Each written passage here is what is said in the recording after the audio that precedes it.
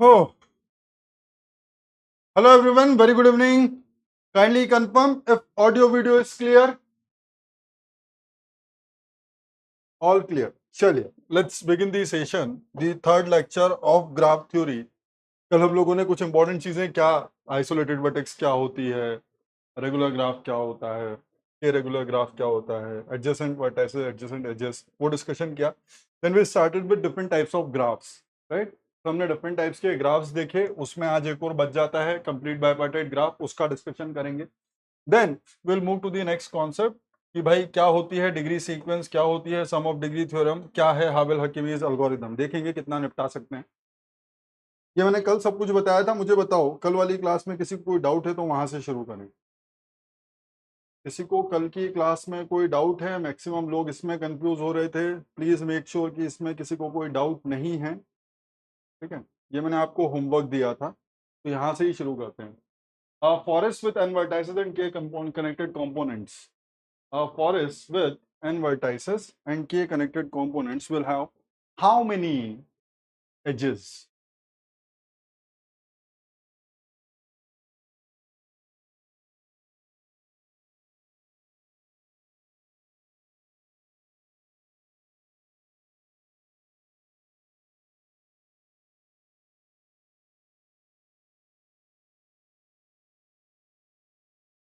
If you don't know, then you must try to know. बिल्कुल होगी Sunday को test. कोई दिक्कत है क्या? संडे को टेस्ट क्यों नहीं होगी? होगी. चलिए देखें, यहाँ पर इसका सिंपल सा कॉन्सेप्ट है. सर एक है हमारे पास नंबर ऑफ वर्टाइसेस,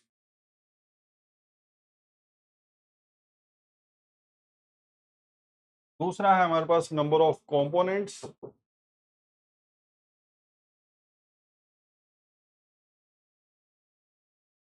तीसरा है हमारे पास नंबर ऑफ एजेस. चलिए, तो जैसे ही मैं बोलता हूं अ फॉरेस्ट, इसका मतलब all components are acyclic.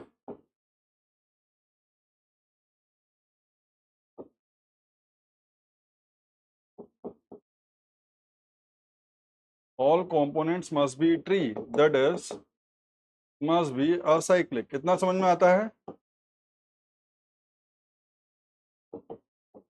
All components must be acyclic. के कनेक्टेड कंपोनेंट्स में हर कंपोनेंट प्रोड्यूस करेंगे के माइनस वन एजेस, राइट. चलो आओ यहाँ पर. सर अगर आपके पास नंबर ऑफ वर्टाइसेस n है और सिर्फ एक ही कंपोनेंट है, इसका मतलब single tree in the forest.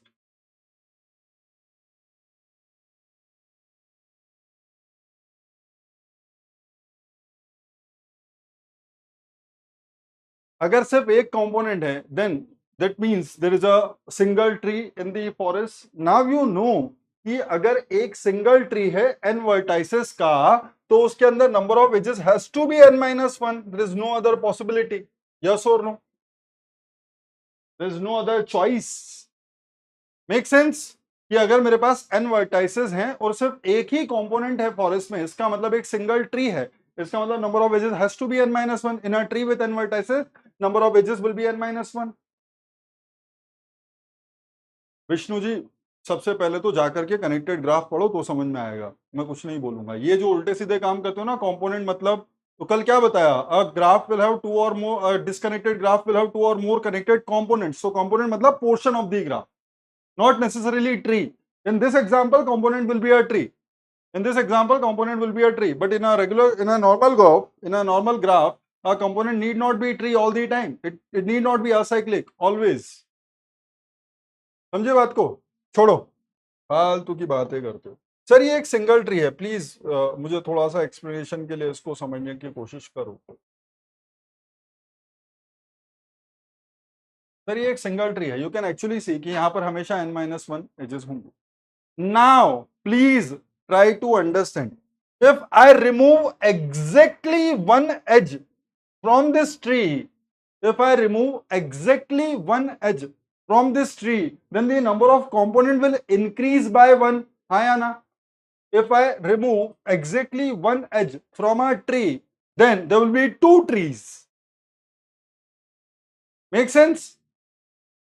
if I remove one edge from this tree, then there will be two trees. That means if the number of edges becomes n minus 2 in this tree, then the number of vertices will remain same. Edge गई, हमने सिर्फ edge को delete किया है ना, H के delete होने से नंबर ऑफ वर्टाइसेस पे कोई फर्क नहीं पड़ता, लेकिन अगर आपने एक एच को रिमूव किया तो नंबर ऑफ कंपोनेंट्स दो हो गए. अब ये एक कंपोनेंट है, ये दूसरा कंपोनेंट है.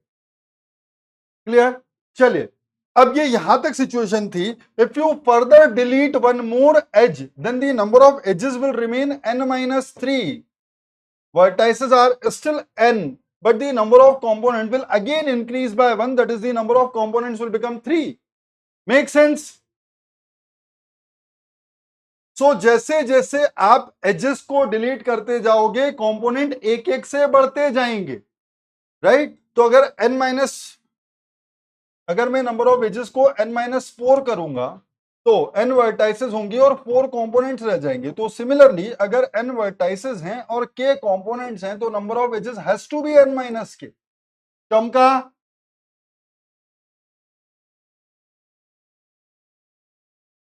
सर बट इन दैट 4 क्या है, ये 4 एजेस देयर. कहां है 4 एज?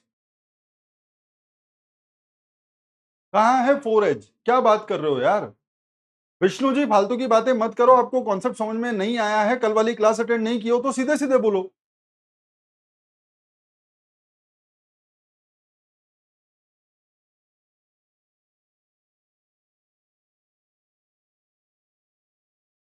और उसमें नंबर ऑफ एजेस 4. सर कहां है 4? कुछ भी बोल रहे हो.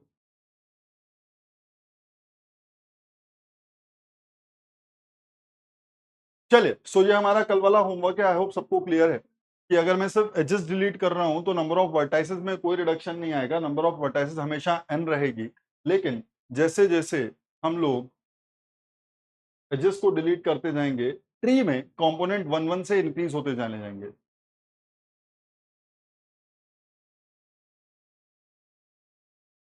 ठीक है?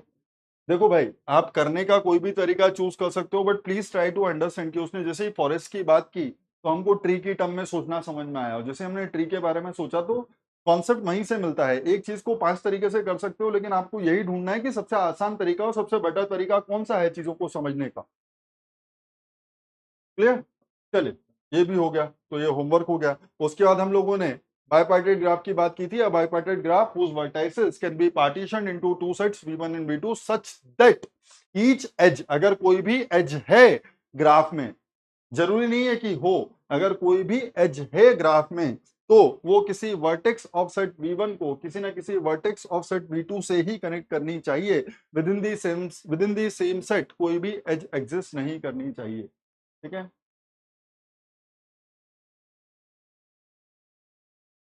और पार्टीशन की बात हुई है, इसका मतलब दो जो सबसेट्स बनेंगे उनका इंटरसेक्शन पाई होना चाहिए और उन दोनों सबसेट्स का यूनियन ग्राफ की सारी वर्टाइसेस होना चाहिए.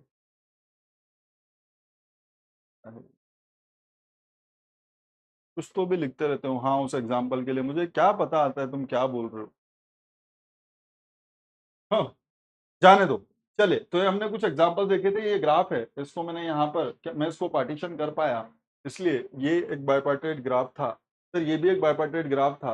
अब मैं थोड़ा सा समझाना चाहता हूँ. सर क्या मैंने इसको एरोनियसली दोनों चीजों पे ध्यान नहीं दिया और सीधे सीधे लिख दिया? क्या ये ग्राफ, जो भी ये ग्राफ है, ये बाइपार्टेट है या नहीं? ये जो ग्राफ है ये बाइपार्टेट है या नहीं? मुझसे कल एक गलती हो गई है, पहले उसको सॉल्व कर लेते हैं.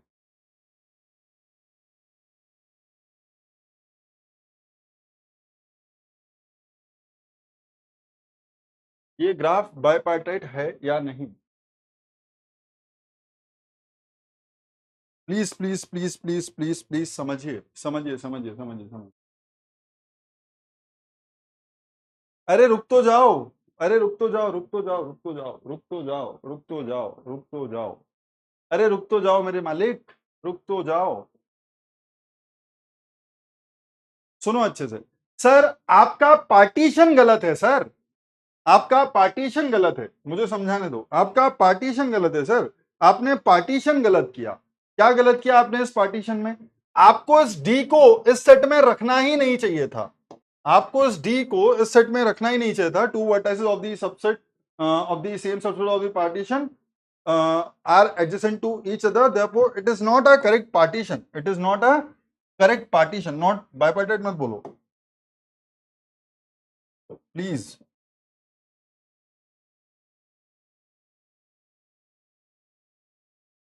It is not a correct partition of the graph.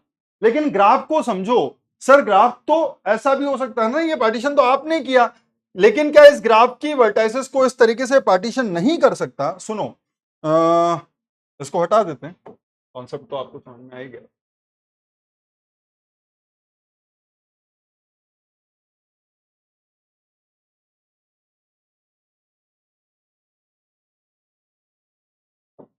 अगर हम यहां पर इस वर्टेक्स डी को सेट V1 से सेट V2 में शिफ्ट कर दें,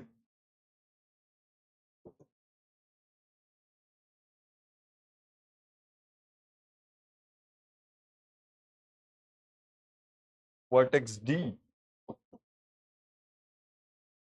from set V1 to set V2,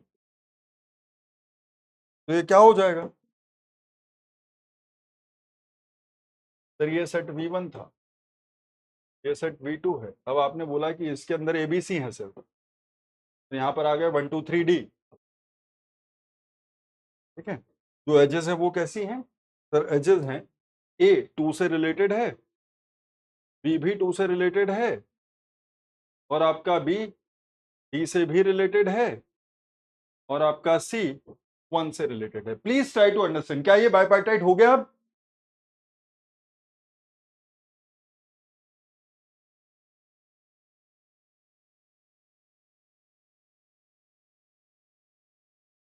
है ना? So please try to understand. Sir graph तो नहीं बदला ना ये दोनों में? सर ये जो दो एग्जांपल है इनमें ग्राफ बदल गया क्या? Please try to understand. ये जो दो एग्जांपल्स हैं, ये जो दोनों मैंने चीजें की हैं, क्या यहां पर ग्राफ बदल गया? नहीं सर, ग्राफ थोड़ी ना बदला, ग्राफ तो एक ही रहा होगा। आपने उसका पार्टीशन कैसे किया था वो आपके हाथ में था। अगर आपने एक ऐसा पार्टीशन कर दिया जिसके अंदर दो वर्टाइसेस सेम सेट की एक दूसरे के एडजेसेंट थी, तो फिर वो हो सकता था कि किसी बाइपार्टाइट ग्राफ को भी आप समझ नहीं पा रहे थे। बट द आइडिया जो ओरिजिनल ग्राफ था, जो ओरिजिनल ग्राफ था, उस ओरिजिनल ग्राफ की वर्टाइसेस को क्या मैं ऐसे दो सबसेट्स में पार्टीशन कर सकता था सच दैट हर एज फर्स्ट सेट की किसी वर्टेक्स को सेकंड सेट की किसी वर्टेक्स के साथ कनेक्ट करे? यस सर, मैं कर सकता था, है ना? अगर मैं कर सकता था तो जो ओरिजिनल ग्राफ रहा होगा वो बाइपार्टाइट ग्राफ रहा होगा। Make sense? अगर मैं कर सकता था तो जो ओरिजिनल ग्राफ रहा होगा वो बाइपार्टाइट ग्राफ रहा होगा। आपने पार्टीशन सही नहीं किया, उसमें ग्राफ की क्या गलती? आपने पार्टीशन सही नहीं किए, उसमें ग्राफ की क्या गलती? समझे बात को?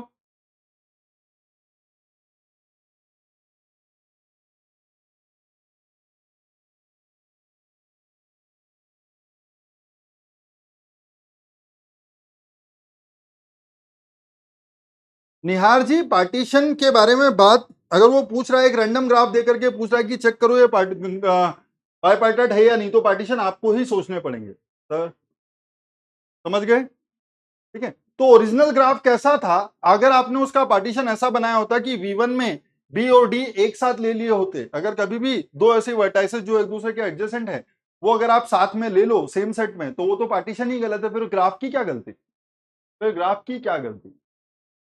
ठीक है, तो if we shift our vertex D from set V1 to set V2, then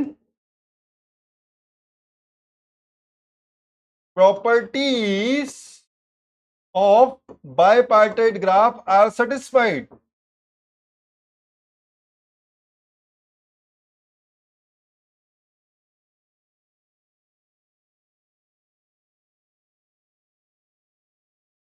Therefore, original graph is bipartite graph.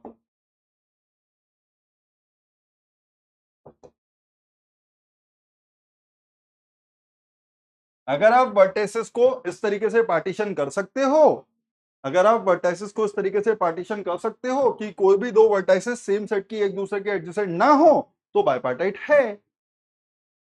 Clear sir? अगर 1 को V1 में रख दें और C को V2 में डाल दें तो भी बाइपार्टिट। हाँ जी बिल्कुल। देखो बेसिक डेफिनेशन क्या है, आप ये मत सोचो कि क्या क्या कर सकते हो, बस ये सोचो कि कॉम्प्लिकेट मत करो जीवन को, कॉम्प्लिकेटेड मत करो जीवन को। क्वेश्चन जिस तरीके से मैं फ्रेम कर रहा हूं उस तरीके से आईआईटी वाला नहीं करेगा, ठीक है। मैं आपको सिर्फ ये समझाना चाह रहा हूं कि कॉन्सेप्ट क्या है। अगर आपके पास एक ग्राफ है, सुनो बेसिक, सुनो सुनो, मेरी बात अच्छे से समझो। अगर आपके पास एक ग्राफ है और उसके अंदर एक सेट ऑफ वर्टाइसेस है वी और एक सेट ऑफ एजेस है ई, अगर आप उस सेट ऑफ वर्टाइसेस को ऐसे दो पार्टीशन, ऐसे सबसेट्स में पार्टीशन कर सकते हो, अगर आप उस गिवन सेट ऑफ वर्टाइसेस को ऐसे सबसेट्स में पार्टीशन कर सकते हो कि अब आप उस ग्राफ की एजेस को ड्रॉ करो उन पार्टीशन के बाद, तो कोई भी दो vertex of the same set एक दूसरे के एडजेसेंट नहीं है। अगर इस तरीके से पार्टीशन किया जा सकता है तो ग्राफ बाइपार्टाइट ग्राफ है। अगर इस तरीके से पार्टीशन किया जा सकता है तो ग्राफ बाइपार्टाइट ग्राफ है। बात समझ गए, ठीक है। Partition of the set of vertices need not be unique. Partition of the set of vertices need not be unique. But as long as at least one such partition exists, graph is a bipartite graph. As long as at least one such partition exists, the graph is a bipartite graph. समझे बात को? शिवम जो बोल रहे थे इधर उधर कहीं भी शिफ्ट करो, उससे क्या फर्क पड़ता है?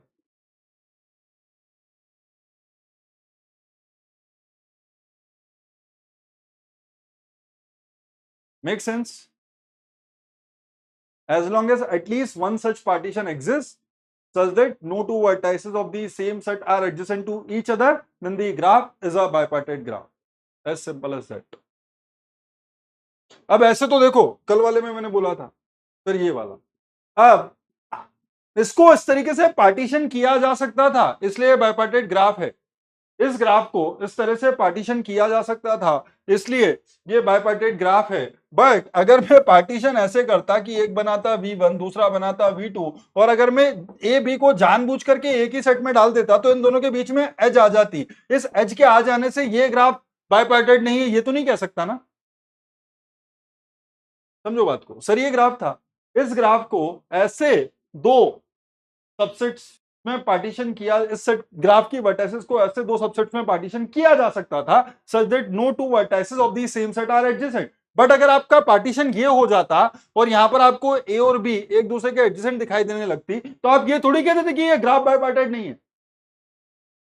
आप ये थोड़ी कहते थे कि ये ग्राफ बाइपार्टाइट नहीं है, क्योंकि इसके करस्पॉन्डिंग कम से कम एक पार्टीशन तो एग्जिस्ट करता है ना, इसके करस्पॉन्डिंग कम से कम एक पार्टीशन तो एग्जिस्ट करता है ना, इसलिए ये आपका ग्राफ बाइपार्टाइट ग्राफ है। अगर आप पार्टीशन गलत बनाओगे तो उसमें ग्राफ की कोई गलती नहीं। समझ गए?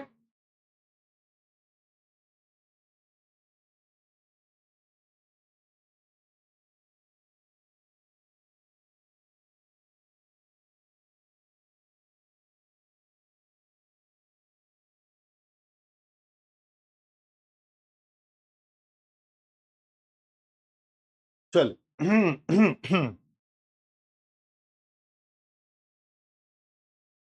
बट अब देखो सर क्या मतलब, इसका मतलब ऐसे तो हमेशा ही कर पाएंगे। अब मेरी बात सुनो, ऐसे नहीं।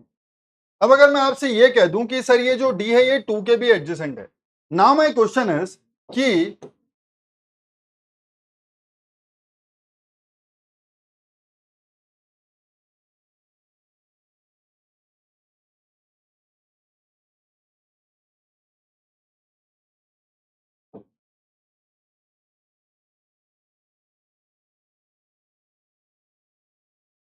सेट के बारे में सोचो ही मत। देखो मैं आपको बता देता हूं, ऐसे देखो, इस ग्राफ को ऐसे देखो जैसे मैं दिखा रहा हूं।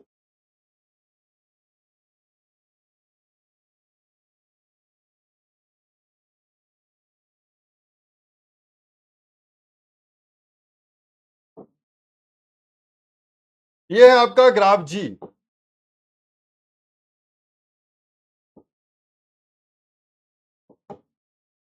Is it a bipartite graph? ये है आपके पास ग्राफ जी, is it a bipartite graph?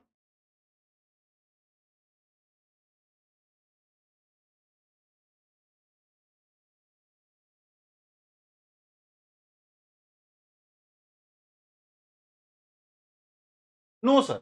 अब क्या आप इसको किसी भी तरीके से ऐसे, इसकी जो वर्टाइसेस हैं, क्या उनको किसी भी तरीके से ऐसे दो सबसेट में पार्टीशन कर सकते हो such that no two vertices of the same set are adjacent to each other? नहीं सर, मैं नहीं कर पाऊंगा, क्योंकि यहां पर एक साइकिल है, ये वाली इस साइकिल, ये इसको मैं ब्रेक नहीं कर पाऊंगा।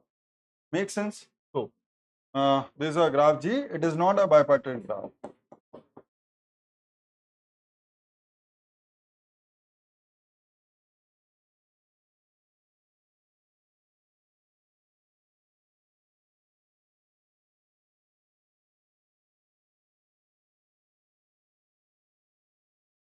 It is not a bipartite graph. समझ गए बात को? अगर मैं वर्टाइसेस को पार्टीशन कर सकता हूं दो सबसेट्स में, तो वो बाइपार्टेट ग्राफ है।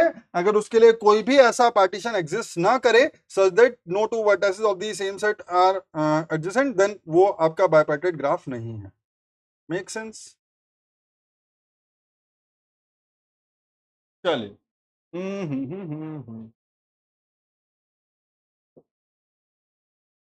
सर ये देखो जरा,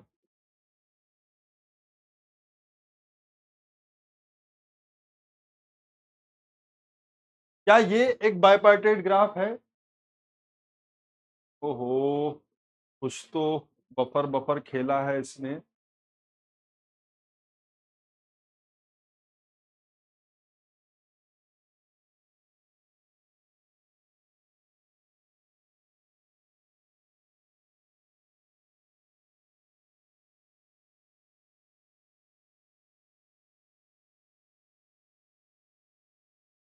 मैं कुछ बोला ही नहीं, कोई बात नहीं, सही हो गया है। क्या ये एक बाइपार्टेट ग्राफ है?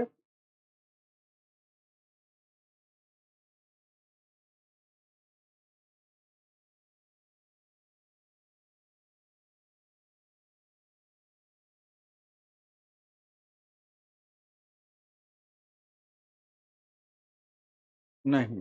तो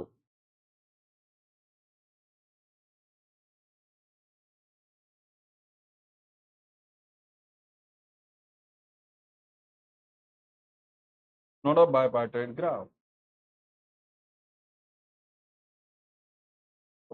इसको देखो अच्छे से सर, ये है ग्राफ G1,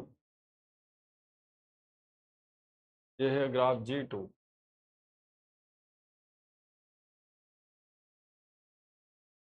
ये है ग्राफ G3।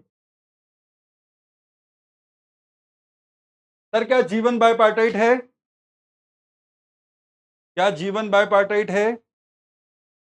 अरे अब कहाँ बफर हो रहा है यार, एक तो इतनी देर से लोग देखते हैं, उसके बाद पता नहीं कब जवाब देते हैं। क्या G2 बाइपार्टेट है? हाँ सर। क्या G3 बाइपार्टेट है? हाँ sir. All are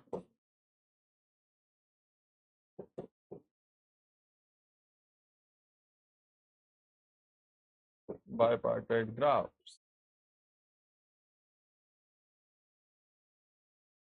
okay, so मैं यहां पर एक चीज बोल सकता हूं that in a graph, sir यहां पर cycle of length 0।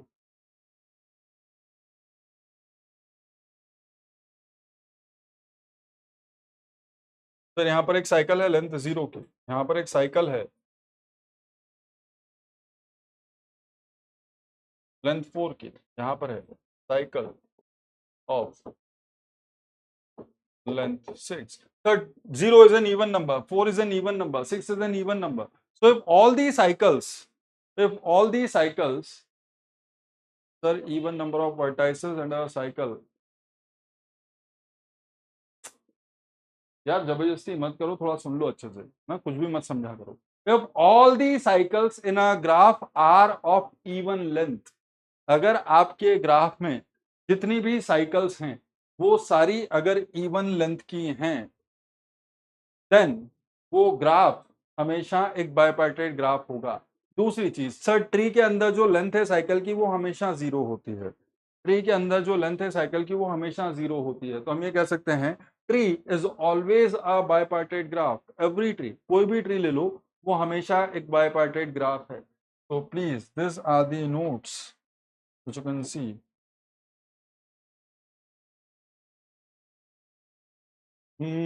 In a graph G,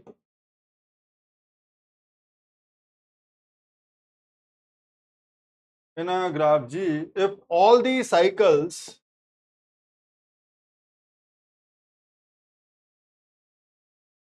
are of even length,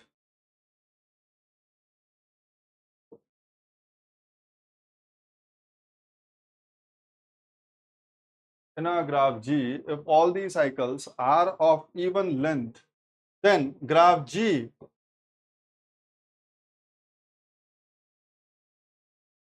is a bipartite graph.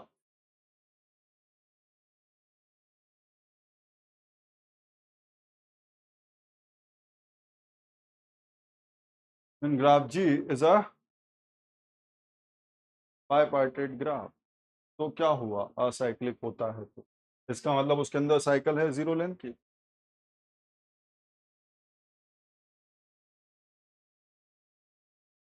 चलो दूसरा,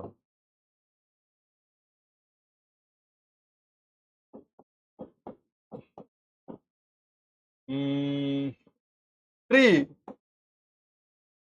is an acyclic graph.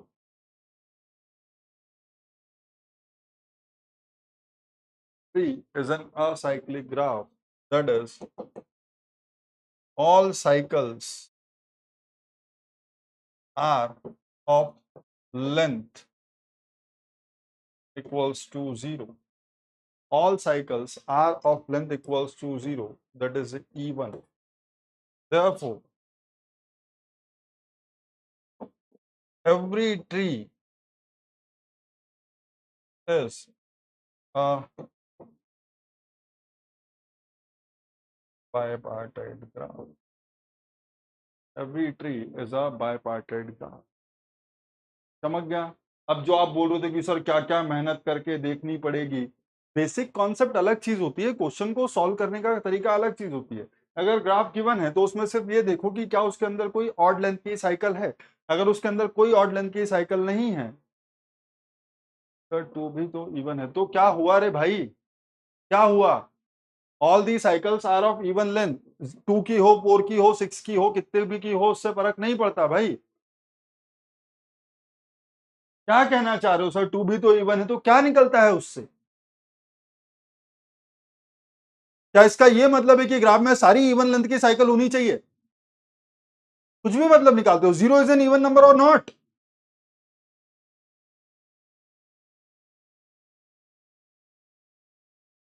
क्या यहां पर ट्री में कोई भी ऑड लेंथ की साइकिल है? ये बता दो तुम तो। क्या ट्री में कोई भी ऑड लेंथ की साइकिल है? ये बता दो।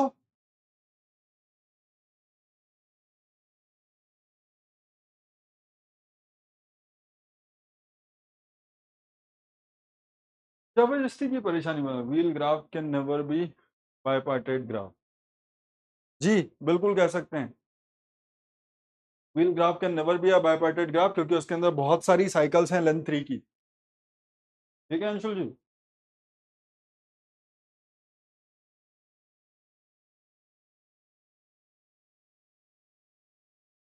चलिए, यहां पर ये समझ में आया कि अगर आपके पास कोई भी ऑड लेंथ की साइकिल हुई, अगर आपके पास कोई भी ऑड लेंथ की साइकिल हुई, तो आप उसके करस्पॉन्डिंग उसको बाइपार्टेट ग्राफ में कन्वर्ट नहीं कर पाओगे। मैं नहीं दे रहा हूं, पता नहीं मेरे दिमाग में अच्छा लग क्यों नहीं रहा है, मैं स्टेटमेंट दे नहीं रहा हूं, कल इसके बारे में बात कर लेंगे। आज ही पहली बार दिमाग में आया है। डेफिनेशन आपको बुक में जो मिलेगी, all the cycles are of even length, then the graph is a bipartite graph. ठीक है, बट ऑड लेंथ के लिए आप चेक, आई बिलीव दैट अगर कोई भी ऑड लेंथ की साइकिल होगी तो आप कभी भी वो कर नहीं पाओगे, क्योंकि मान लीजिए कि ये मैंने अल्टरनेट उठा ली, तो अल्टरनेट को सेम में डालो, लास्ट में सर ये लिखी, फिर इसको छोड़ा क्योंकि ये आ नहीं सकती, फिर इसको लिया, अल्टरनेट को लिया। ठीक है, फिर इसको भी नहीं ले सकता क्योंकि ये इसके एडजेसेंट हो जाएगी, तो इसको सेम सेट में नहीं ले सकता। ये दोनों सेम सेट में है, प्लीज ट्राई टू अंडरस्टैंड। ये है मेरा वर्टेक्स सेट V1 में गया, मैंने इसको बोला तू V2 में जा भाई। ठीक है, क्योंकि ये दोनों एडजेसेंट थे, तो अब ये V2 में था तो इसको मुझे V1 में डालना पड़ा।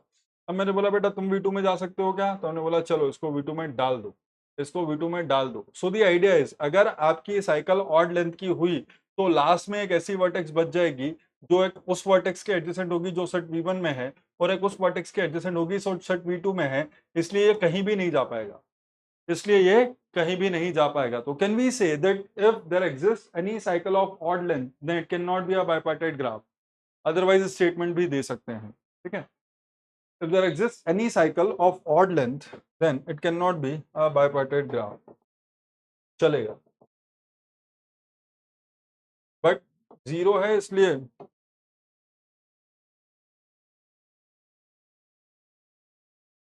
लिख लो इसको भी note.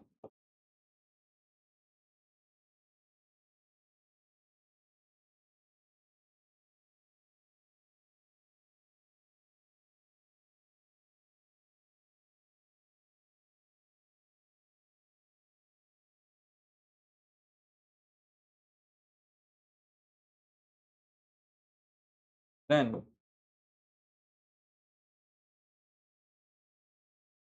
Can not be a bipartite graph.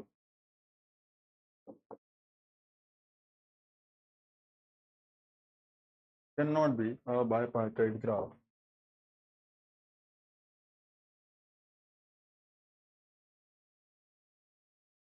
थोड़ा सा समझना,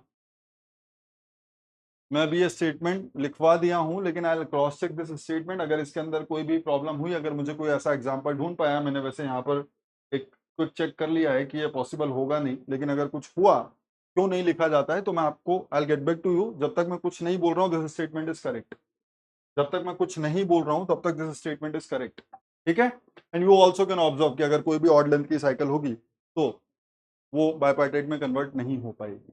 उसका एग्जांपल मैंने आपको दे दिया, 5 वाला नहीं हो पाएगा, 7 वाला नहीं हो पाएगा, 9 वाला नहीं हो पाएगा, कोई भी ले लो, वो नहीं हो पाएगा। Make sense. बट ये सही ही होगा इसके अंदर। अब मेरा दिमाग इतनी बार सोच लिया, उसके बाद ये गलत नहीं हो सकता। इसको कोई भी आके गलत नहीं कर, हो गया। चलिए सर, तो आई बिलीव सबको बाइपार्टाइट ग्राफ समझ में आ गया होगा। सर इतनी कॉम्प्लिकेशन जो मैंने आपको समझाई उसके बारे में सोचने की जरूरत थी ही नहीं। इतना जो कुछ भी समझाया। यार एक बात बताओ, ये क्या हुआ?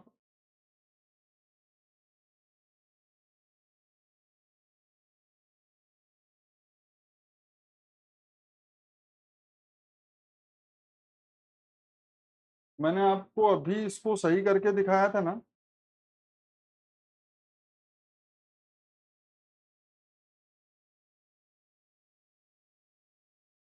वो कहाँ गया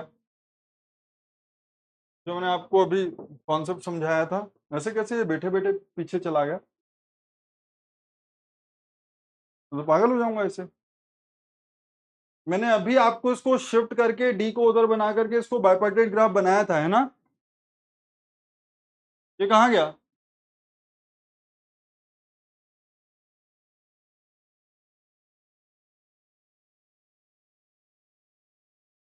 अरे मैंने कोई स्लाइड डिलीट नहीं करी। मैं बैक मारता हूँ थोड़ा सा।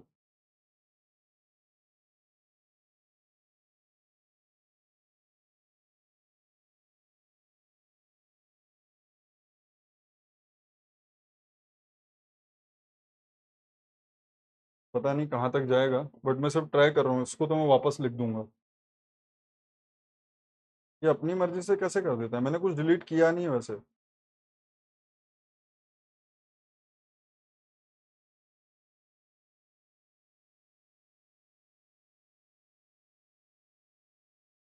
बहुत ज़्यादा हो जाएगा। आई होप आप लोगों ने उसको नोट डाउन कर लिया होगा। अब गया तो गया, मैं उसको वापस से नहीं करूँगा।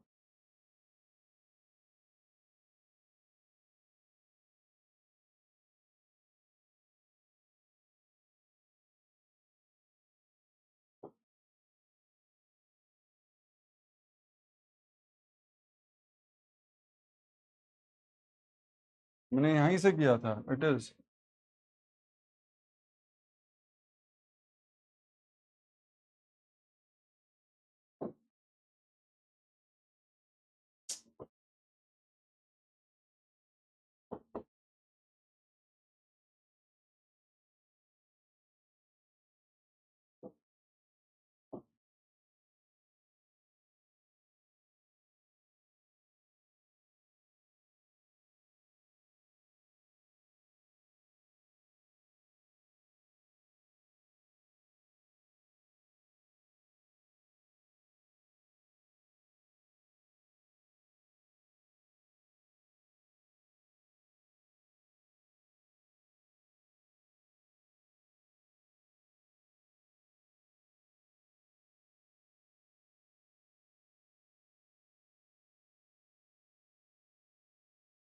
I don't know. Something went wrong.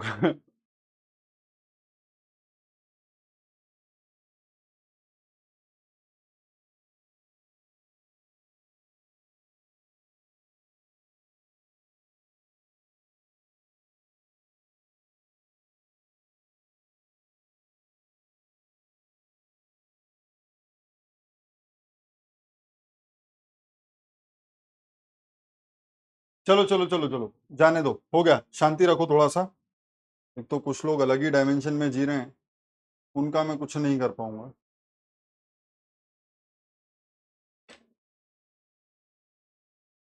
देखो क्या जवाब दूं, ये विष्णु को क्या जवाब दूं कि sir one is odd but bipartite? बना के दिखाओ बेटा बाइपार्टेट। एक सिंगल वर्टेक्स का पार्टीशन करो पहले तो। Sir in studies example there are 3 4 cycles hence we say that it is a bipartite, right? but कल वाला जो एग्जांपल था उसके अंदर जितनी भी साइकिल्स थी वो इवन लेंथ की थी, इसीलिए वो बाइपार्टेट बना। तो बाइपार्टेट ग्राफ एंड कंप्लीट बाइपार्टेट सेम नहीं, दे आर डिफरेंट। ठीक है, 5.5 क्या क्या तो लिखते हो, मैं पता नहीं पढ़ने क्यों बैठ जाता हूँ, मेरे दिमाग में बुराई है। आओ नेक्स्ट कॉन्सेप्ट जो आप बोल रहे हो कि सर क्या बाइपार्टाइट ग्राफ और कंप्लीट बाइपार्टाइट ग्राफ सेम चीज है? अरे जाने दो, सब गया, अब यहाँ पर कुछ नहीं बचा। अब यहाँ पर कुछ नहीं बचा, जो गया वो गया, उसकी चिंता मत करो। यहाँ पर आ जाओ फटाफट से। सर एक नॉर्मल बाइपार्टाइट ग्राफ में, शांति शांति शांति, वापस से, एक नॉर्मल बाइपार्टाइट ग्राफ में ये जरूरी नहीं था कि पार्टीशन V1 की हर वर्टेक्स पार्टीशन V2 की हर वर्टेक्स से कनेक्ट करती हो। हम लोगों ने एग्जांपल देखा अभी, हम लोगों ने एग्जाम्पल देखा अभी कि सर ये एक बाइपार्टेट ग्राफ है। कईयों ने मुझसे कहा कि सर बी तो किसी से कनेक्ट नहीं कर रहा, डी तो किसी से कनेक्ट नहीं कर रहा, तो फिर क्यों बाइपार्टेट ग्राफ है? भाई उससे फर्क नहीं पड़ता, जितनी भी एजेस हैं वो इस सेट V1 के किसी वर्टेक्स को सेट V2 के किसी वर्टेक्स से कनेक्ट कर रही है, इसलिए बाइपार्टेट ग्राफ था। लेकिन यहाँ पर कुछ ऐसी वर्टाइसेस थी जो V2 की सारी सारी वर्टाइसेस से कनेक्ट हुई, है जरूरी नहीं था। लेकिन अगर आप बाइपार्टेट ग्राफ से हटके कंप्लीट बाइपार्टेट ग्राफ पे जाओगे तो कंप्लीट बाइपार्टेट क्या ग्राफ क्या है? सर कंप्लीट बाइपार्टेट ग्राफ है, कंप्लीट बाइपार्टेट ग्राफ है जिसके अंदर वर्टेक्स सेट V1 की हर वर्टेक्स वर्टेक्स सेट V2 की हर वर्टेक्स से एडजेसेंट होती है। ठीक है, देखो यहाँ पर सर एक बाइपार्टेट ग्राफ है, बाइपार्टेट ग्राफ जी, जिसके अंदर first vertex first subset of partition है V1, दूसरा सबसेट ऑफ पार्टीशन है V2 and E is the set of edges. ये एक बाइपार्टेट तो है, ये बाइपार्टेट तो है, इतना बोला जा चुका है। Is called a complete bipartite graph, is called a complete bipartite graph. सुनिएगा, वहां पर था जितनी भी एज हैं वो V1 से V2 में जाती हूं। यहां पर क्या बोला जा रहा है? हर वर्टेक्स सेट V1 की एडजेसेंट हो, हर वर्टेक्स ऑफ सेट V2 के, each vertex of set V1 should be adjacent to each vertex of set V2। तो हम ये बोल सकते हैं, उल्टा बोलना चाहिए था, every complete bipartite graph is a bipartite graph but every bipartite graph need not be a complete bipartite graph. Can I say so? देखो यहाँ पर सर ये मैंने एक वर्टेक्स सेट लिया V1, ये मैंने एक दूसरा वर्टेक्स सेट लिया V2, अगर इसके अंदर कुछ एजेस हैं, सॉरी इसके अंदर कुछ वर्टाइसेस हैं A B C, और अगर इसके अंदर कुछ वर्टाइसेस हैं 1 and 2, तो दी ऑब्जेक्टिव इज कि यहाँ की हर वर्टेक्स, क्या बोला गया है सर, सेट V1 की हर वर्टेक्स सेट V2 की हर वर्टेक्स के एडजेसेंट होनी चाहिए। तो पहली वर्टेक्स V2 की हर वर्टेक्स के एडजेसेंट हो गई, ठीक है, फिर दूसरी वर्टेक्स भी सेट V1 की सेट V2 की हर वर्टेक्स के एडजेसेंट हो गई, फिर तीसरी वर्टेक्स भी सेट V1 की सेट V2 की हर वर्टेक्स के एडजेसेंट हो गई। तो यहाँ पर every vertex of set V1 is adjacent to every vertex of set V2, therefore it is a complete bipartite graph. Clear?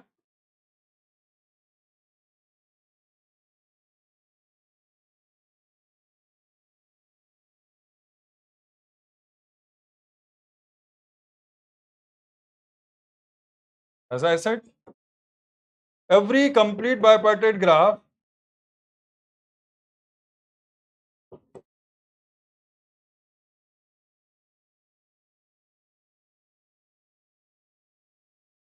is a bipartite graph. Obvious सी बात है, उसी में लिखा है bipartite. But every bipartite graph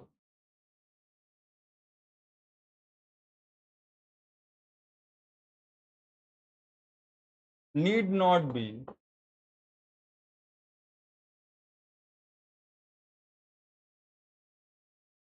complete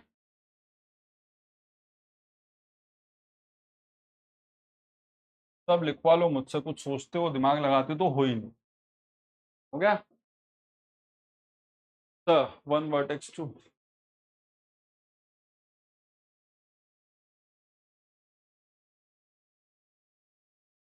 sir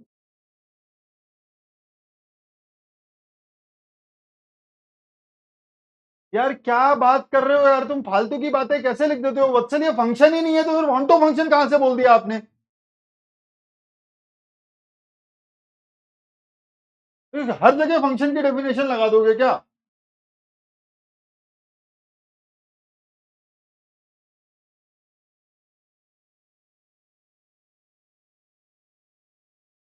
सोचना अच्छी बात है, लेकिन अगर सोचो तो फिर पूरा सोचो ना, आधा आधा सोच करके कहां चले जाते हो, कुछ भी बोलना है। अरे देखा, मैंने फंक्शन की टर्म में बात की, गलत बात की भाई, कहां से फंक्शन आ गया ये?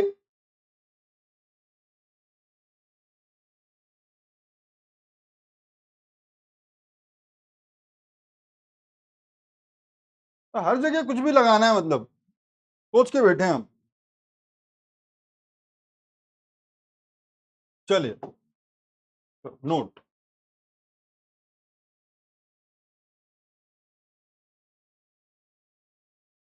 इन a complete बायपार्टाइट graph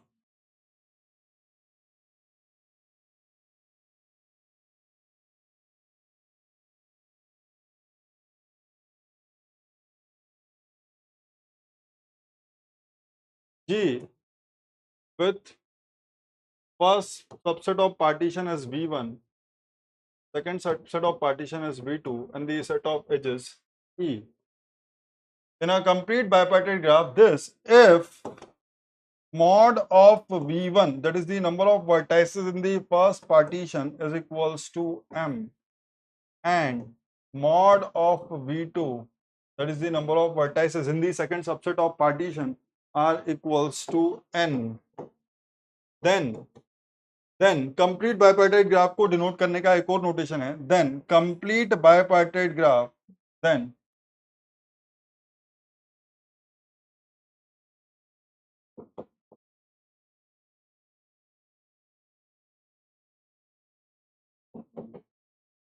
is denoted by K M comma N, K M comma N।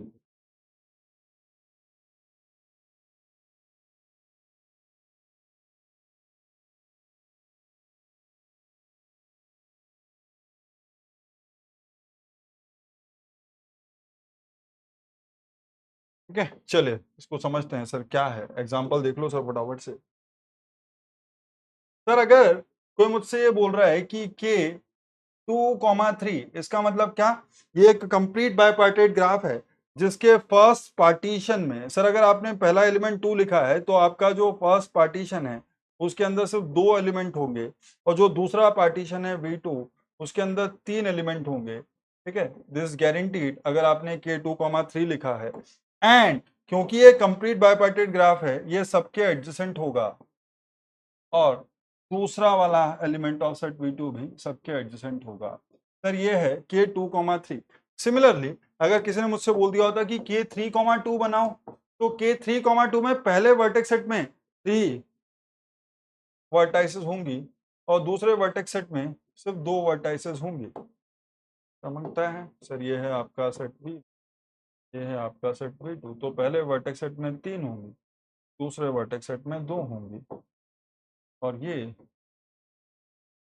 ऐसा कुछ दिखेगा। तो नोटेशन का भी डिफरेंस है। ठीक है, नोटेशन का भी डिफरेंस है। Make sense?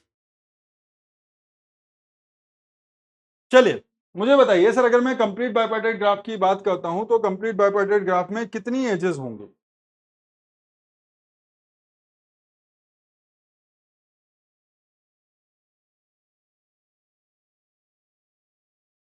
in a complete bipartite graph,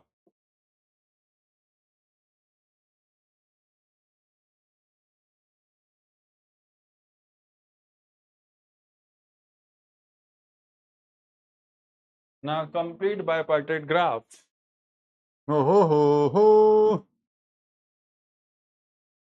number of, or for a complete bipartite graph, I would rather say, number of edges in a complete bipartite graph a m comma n will be equals to m into n, because each one of m vertices will be adjacent to each one of n vertices of set V2.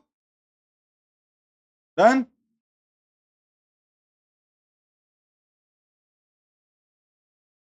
हाँ भाई, मुझे भी दिख रहा है कि buffer है।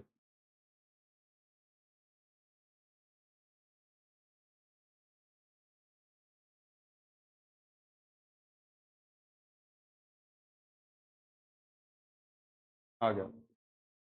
हाँ ठीक है, तो थोड़ा सा पेशेंस रखा करो, अपने हाथ में थोड़ी ना है। किसी के यहाँ अभी अच्छी खासी शादी हुई है तो थोड़ा बहुत दिक्कत तो होगी ना मार्केट में, तो झेल लो।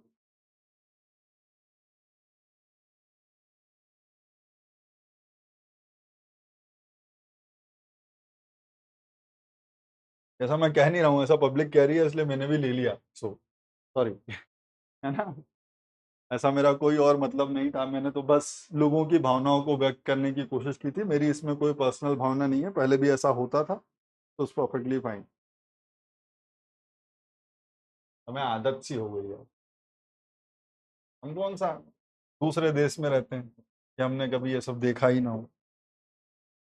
चले आइए, कंप्लीट बाइपार्टाइट ग्राफ के कॉन्टेक्स्ट में एक और चीज बताई जा सकती है। सर क्या? सुनिएगा, तो नंबर ऑफ वर्टाइसेस वाला कॉन्सेप्ट हो गया। अब कोई बहुत देर से बोल रहा था कि sir complete graph, complete bipartite graph हो सकता है या नहीं हो सकता है, तो माय क्वेश्चन इज, क्या कभी भी कोई complete bipartite graph complete graph हो सकता है? क्या कभी भी कोई complete bipartite graph complete graph हो सकता है?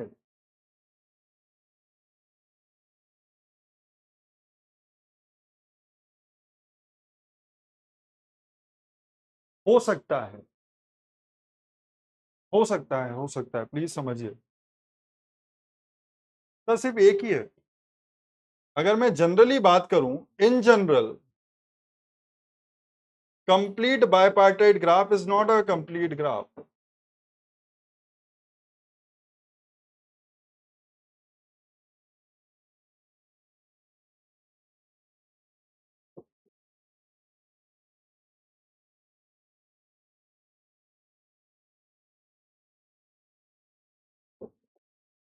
In general, complete bipartite graph is not a complete graph.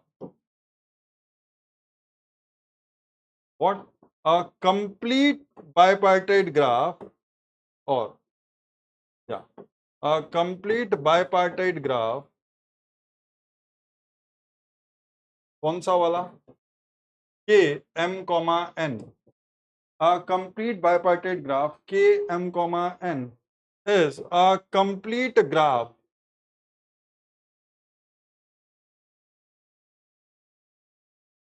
A complete bipartite graph is a complete graph if and only if, समझो इसको, if and only if आपके जो m की value है वो n के इक्वल हो और दोनों में सिर्फ एक ही वर्टेक्स हो। तो प्लीज ट्राई टू अंडरस्टैंड, अगर मैं एक वर्टेक्स सेट V1 बनाता हूं जिसमें सिर्फ एक वर्टेक्स है, एक वर्टेक्स सेट V2 बनाता हूं और इसमें भी सिर्फ एक ही वर्टेक्स है, ठीक है, और कंप्लीट बाइपार्टाइट ग्राफ है, इसका मतलब सेट V1 की हर वर्टेक्स सेट V2 की हर वर्टेक्स से एडजेसेंट होगी। So it is actually K1,1।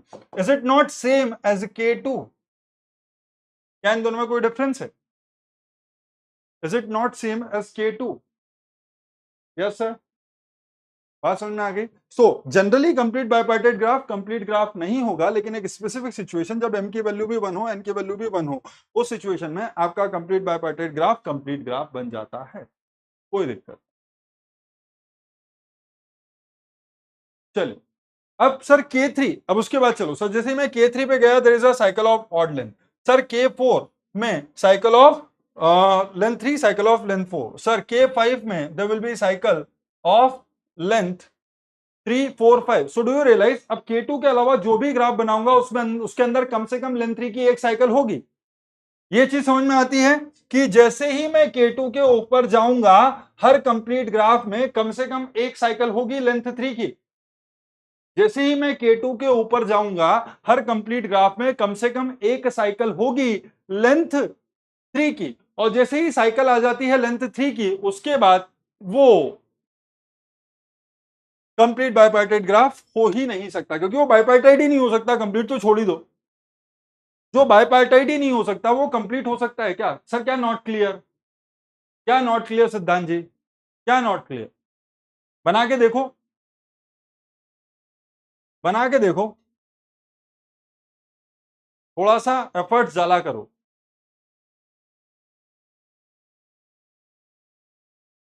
हैं? ठीक है, चलिए, दैट्स इट। ओके, एक क्वेश्चन देखते हैं सर।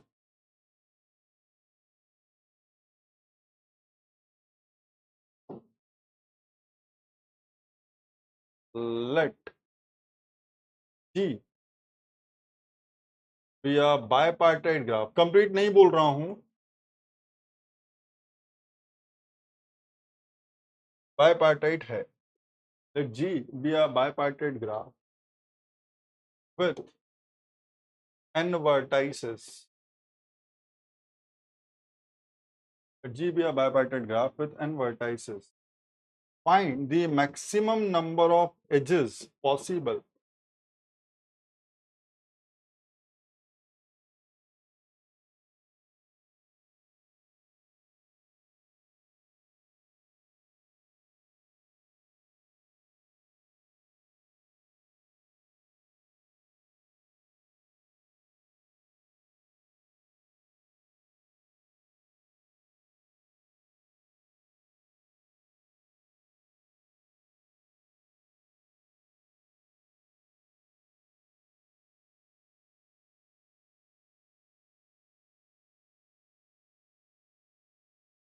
बोलो,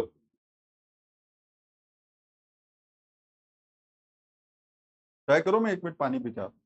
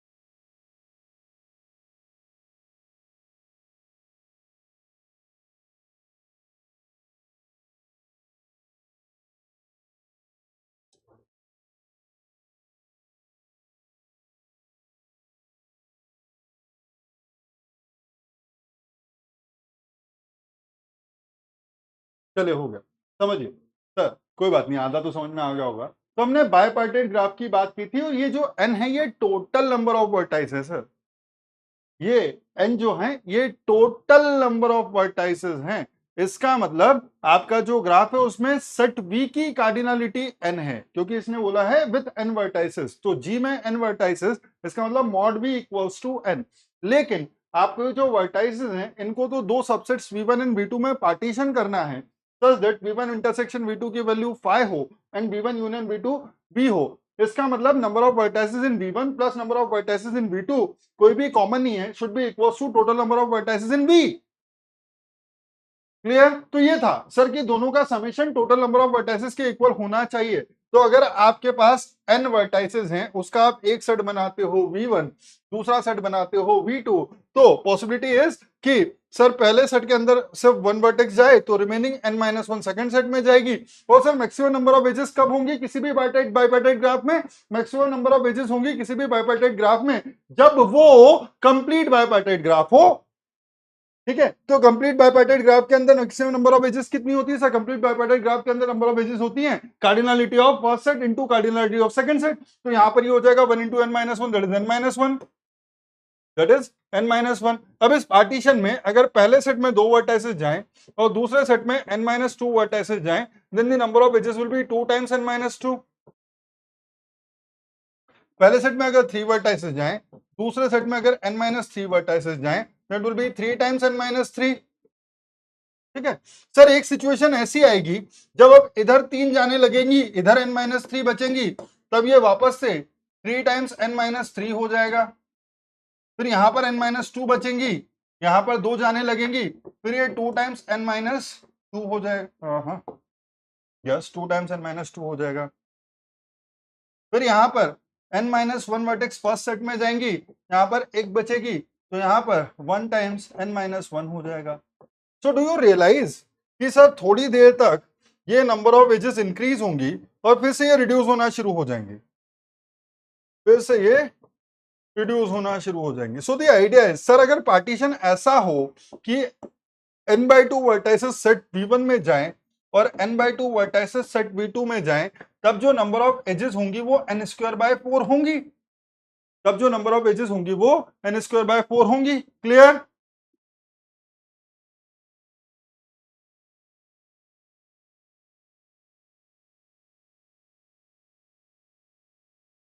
कुछ लोग इतना पीछे चल रहे हैं कि पूरा समझा दिया तब भी उनका माइक बंद है ना? सर अभी तो समझ में नहीं आया सर, थोड़ा सा और समझो, थोड़ा सा और समझो। मान लीजिए कि मैंने n की वैल्यू ले ली 10, नहीं समझते हैं सर, तो हमने n की वैल्यू ले ली 10, तो अगर यहाँ पर 1 गया और यहाँ पर 9 गया तो number of edges will be 9, यहाँ पर 2 गया, यहाँ पर 8 गए तो number of edges will be 16, sir यहाँ पर 3 गए, यहाँ पर 7 गए तो number of edges will be 21, यहाँ पर 4 गए, यहाँ पर 6 गए, then the number of edges will be 24। जब यहाँ भी 5 है और यहाँ भी 5 है, then number of edges will be 25। ठीक है, आई होप यू रियलाइज कि ये मैक्सिमम है। फिर ये यहाँ पर 6 हो जाएगा, यहाँ पर 4 हो जाएगा, तो ये वापस से अपने आप को रिपीट करने लगेंगी।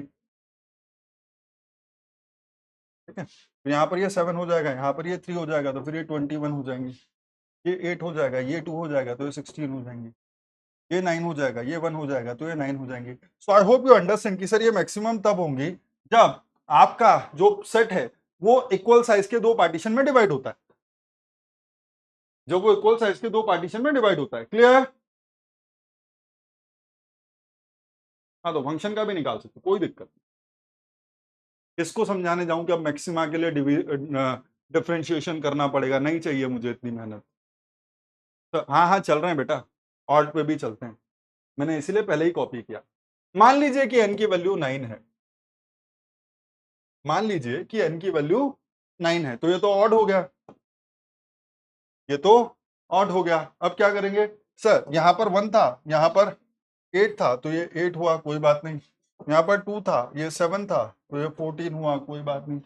यहाँ पर ये 3 था, यहाँ पर ये 6 था, तो ये 18 हुआ, कोई बात नहीं।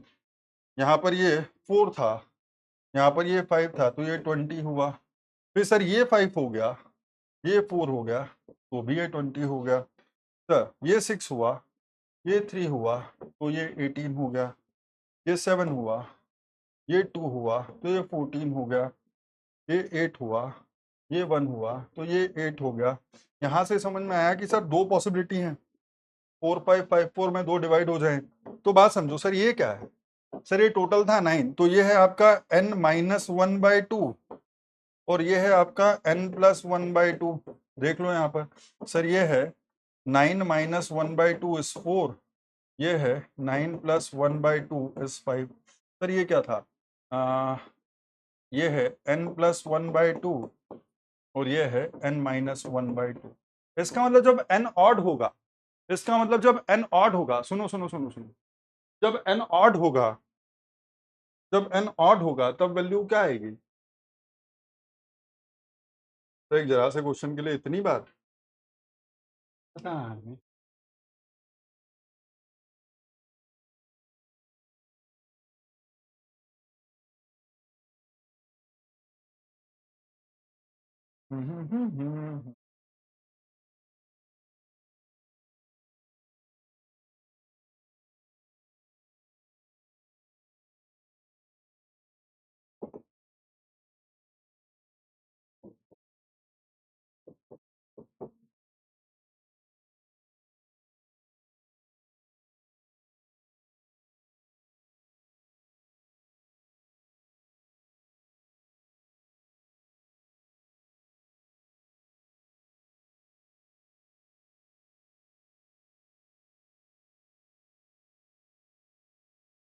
चलिए, अब मैं नहीं बता रहा हूं सर, ये जो दोनों वैल्यूज हैं इनको समझना,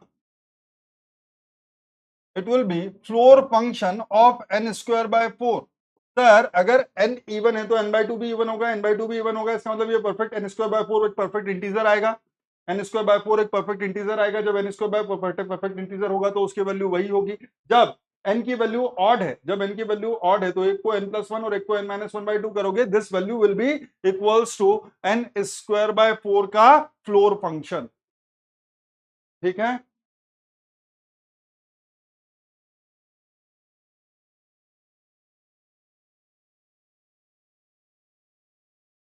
अगर मैं जनरलाइज आंसर देना चाहूं, it will be floor function of n square by 4। अगर मैं जनरलाइज आंसर देना चाहूं in terms of n without splitting it to even and odd, then it will be n square by 4। Otherwise आप precisely अगर समझना चाहो तो बोल सकते हो कि ये होगा, ये होगा। सर n स्क्वायर बाय 4 मैंने बताया। अरे भाई सब अच्छे हो आप। प्रणव जी माफी चाहते हैं।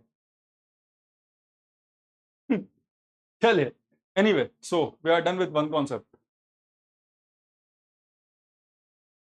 मैंने कब बोला कि गलत है भाई, मैंने किसी को बोला क्या कि गलत हो है? मैक्सिमम लोगों के आंसर सही थे।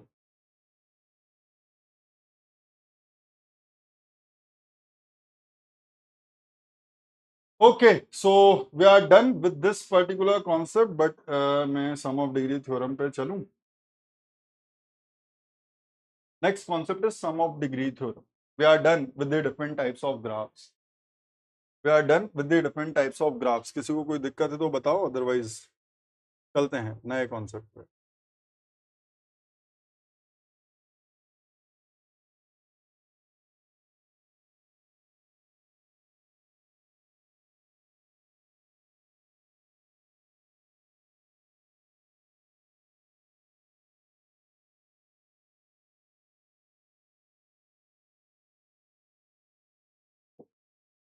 मैं आपको पहले चीज समझाता हूं।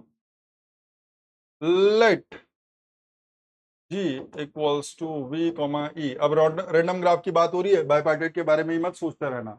We are graph, let G equals to V comma be a graph where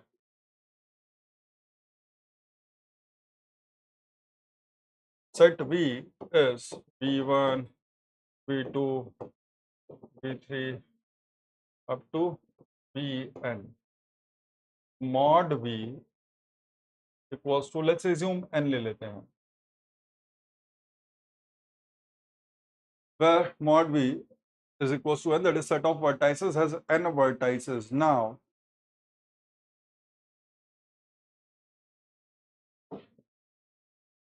then पता नहीं कितने लोग समझ पाएंगे, summation of the degrees of all the vertices I varying from 1 to n, that is equals to mod v, will be equals to 2 times the number of edges in a graph G. This is sum of degree theorem. This is sum of degree theorem. In any graph G, in any graph, whatever the type of graph, I didn't specify anything. In any graph G, the summation of the degrees of all the vertices will always be equal to 2 times the number of edges. Sujay ji, अगर ये आपका favourite topic है तो मैं आपको पहले ही एक बात बता दूं कि ये सबसे इजी टॉपिक है, इसको फेवरेट मत बनाओ। ये सबसे इजी टॉपिक है, इसको फेवरेट मत बनाओ। ऐसे टॉपिक जो हर कोई सॉल्व करके आएगा वो आपका फेवरेट टॉपिक नहीं होना चाहिए। आपका फेवरेट टॉपिक वो होना चाहिए जिसको जनरली लोग सॉल्व नहीं करेंगे। ठीक है, तो ऐसा नहीं करना है। किसी को कोई दिक्कत है, ये समझ में आया सबको या कोई परेशानी?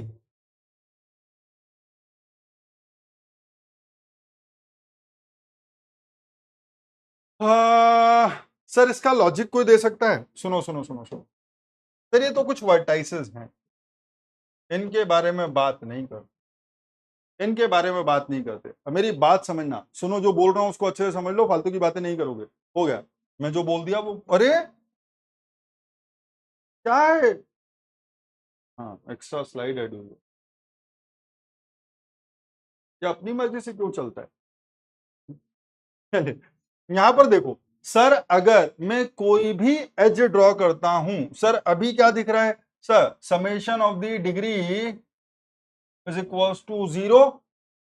हर वर्टेक्स की डिग्री 0 है, हर वर्टेक्स की डिग्री 0 है। ठीक है, चलिए यहां पर देखो सर, अगर मैं कोई भी एज ड्रॉ करता हूं तो दो अलग अलग वर्टेक्स की डिग्री 1 से इंक्रीज होती है। इसका मतलब अगर डिग्री 1+1 हो गई तो ये हो गया 2 टाइम्स जितनी एज आई थी वो। अब सर अगर आपने एक और एज ऐड की तो आपकी एक और डिग्री इंक्रीज हुई, एक और डिग्री इंक्रीज हुई। अब यहां पर आपके पास आ गया 1+2+1, it is nothing but 2 times 2, that is 2 times of the number of edges. अब क्या सर, अगर मैंने यहां पर एक लूप लगा दिया तो इसी वर्टेक्स की डिग्री 2 से इंक्रीज हो जाती है। इसका मतलब अगर मैं यहां पर एक और 2 लगाऊं तो it will become 3 times 2, that is number of edges अब हो गई 3 into 2। So that's the idea. एक एज के ऐड होने से, सुनिए अच्छे से जो बोल रहा हूं, एक एज के ऐड होने से ओवरऑल डिग्री में जो इंक्रीमेंट होगा ग्राफ की वो 2 का होगा। समझ गए? तो अगर ई एजेस ऐड हुई हैं तो ओवरऑल डिग्री कितनी हो गई होगी? सर हर एक के कारण 2 आई होगी, हर एक के कारण डिग्री 2 से इंक्रीज हुई होगी। सो मॉड ई एजेस के कारण ओवरऑल डिग्री 2 टाइम्स मॉड ई हो गई होगी। ओवरऑल डिग्री 2 टाइम्स मॉड ई हो गई होगी। जी सर बिल्कुल, जाने दो, ये सब समझने के लिए था। कुछ लोग कहेंगे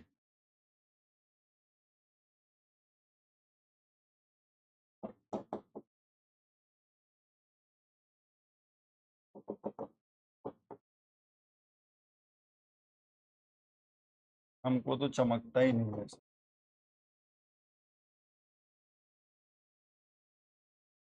दैट्स द फर्स्ट थिंग। क्या 18 होगा? ये क्या है? 18 क्या होता है सर? यार एक तो बहुत ही उल्टी सीधी बातें करते हो जो कभी कभी समझ में नहीं आता।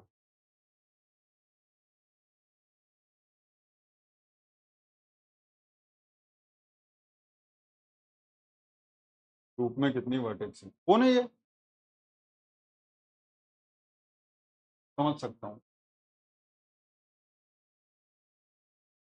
क्या बोलूँ अब आपसे। इन क्वेश्चंस के बाद कुछ बोलने की इच्छाएं भी खत्म हो जाती हैं। चलिए सर, तो कुछ कोरोलरीज हैं इस सम ऑफ डिग्री थ्योरम पे।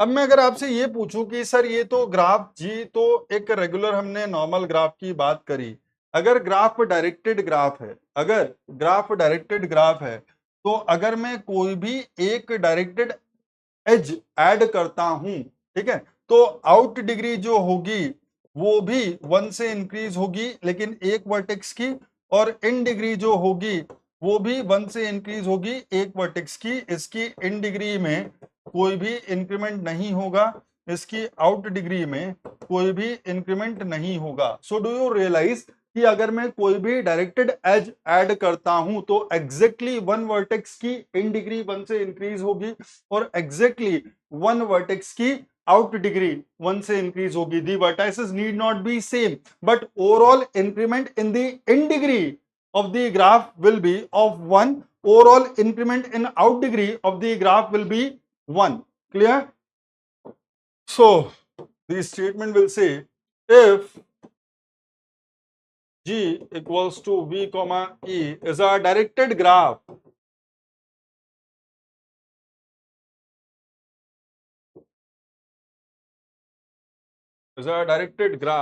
then my question is that, sir, what will be the summation of in degrees of all the vertices? What will be the summation of in degrees of all the vertices? Sir जितने से in degree increase हुई होगी, अगर कोई vertex घर से निकली है तो कहीं तो पहुंची होगी, तो अगर एक आउटगोइंग एज है, अगर एक इनकमिंग एज है तो एक आउटगोइंग एज भी रही होगी। इसका मतलब summation of in degree will always be equal to the summation of out degree in that graph.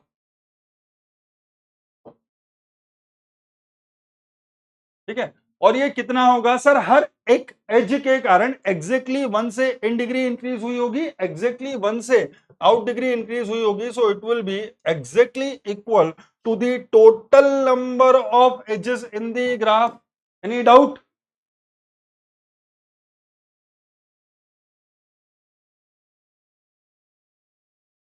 ठीक है, सो दैट्स इट, सिंपल। इसका मतलब समेशन ऑफ द, अगर कोई रैंडम ग्राफ की बात करता हूं और अगर मैं इन डिग्री आउट डिग्री के अंदर स्पेसिफाई नहीं कर रहा हूं, then summation of the overall degrees of all the vertices will be 2 times the number of edges. And अगर मैं ग्राफ को डायरेक्टेड ग्राफ बोलूं, then summation of in degree will be equal to summation of out degree and it will be exactly equal to the number of edges in the graph. It will be exactly equal to the number of edges in the graph. चलिए, या sir अगर मैं loop लेता हूं, अगर मैं loop लेता हूं, अरे अगर मैं कोई भी लूप लेता हूं तो सेम वर्टेक्स की आउट डिग्री भी 1 से इंक्रीज हुई होगी और सेम वर्टेक्स की इन डिग्री भी 1 से इंक्रीज हुई होगी। सो आई होप यू अंडरस्टैंड। एक यही एज इनकमिंग भी है, आउटगोइंग भी है, तो don't need to worry about. चलिए सर अगला देखते हैं, कोरोलरी 2।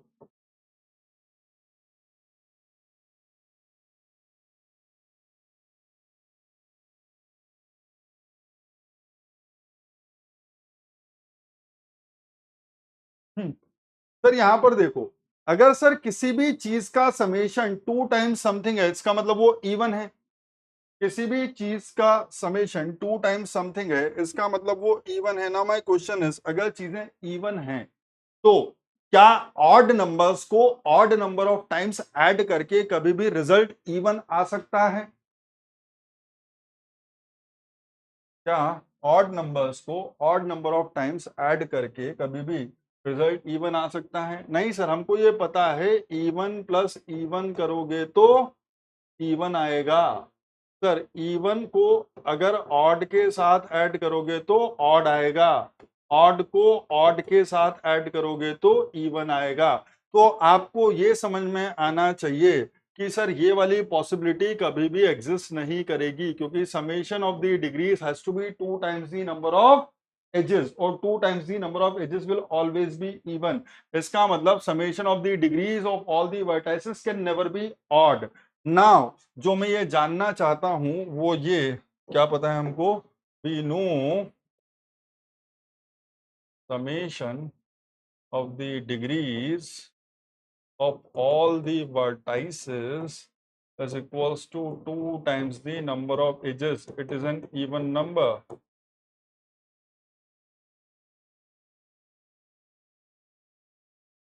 राइट। तो यहां से हमको ये समझ में आता है in a graph G, in any graph G,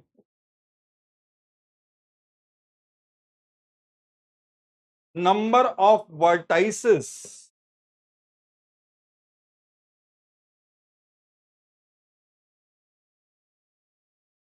number of vertices with odd degree,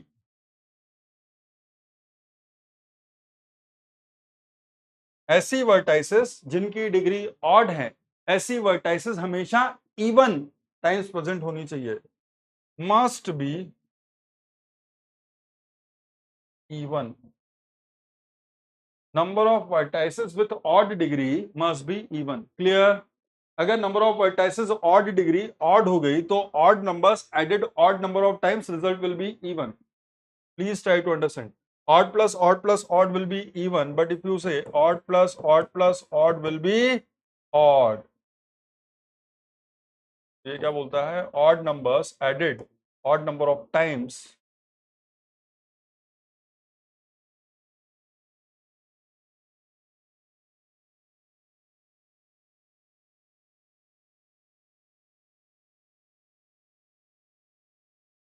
uh, odd numbers added odd number of times, then result will be odd.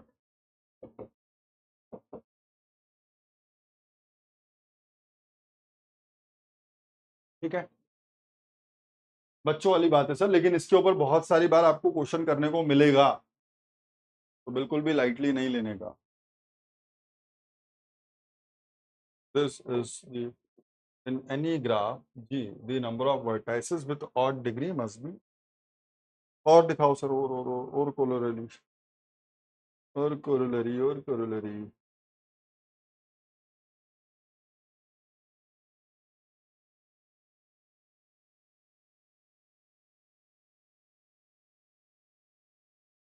क्या बोलता है? In a graph G,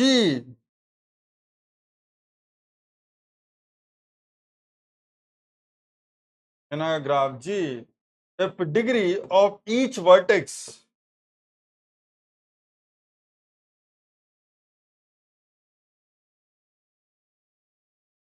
in a graph G, if degree of each vertex is exactly k,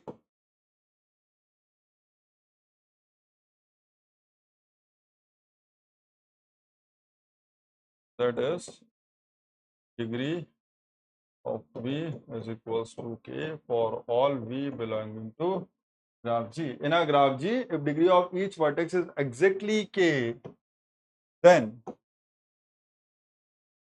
सुनिए अच्छे से, तो आप ये बोलोगे k added mod v times will be 2 times the number of edges। फिर ये कहाँ से आया? प्रूफ देख लो सर। हमको पास क्या था सर? हमारे पास था degree of v1 plus degree of v2 and so on plus degree of vn equals to 2 times the number of edges. तो हमने क्या बोला sir? k plus plus plus plus plus plus k। Sir ये कितने times है? k added n times.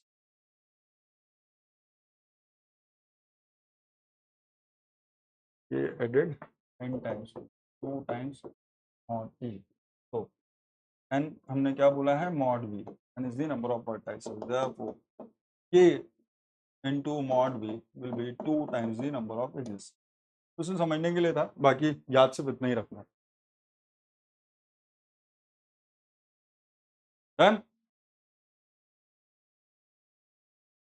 Degree of each vertex is exactly k, this is the corollary। next,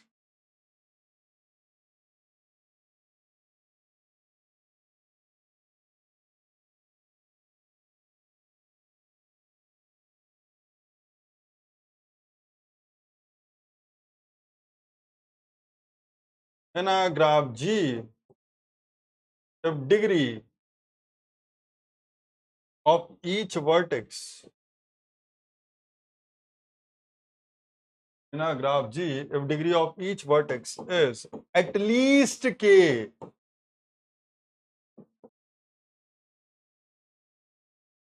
that is at least, that means greater than or equals to k, then what will be the equation? Then k mod v will be less than or equal to 2 mod e. In a graph G, if degree of each vertex is at least k, then you will have k mod v will always be less than or equals to 2 mod e.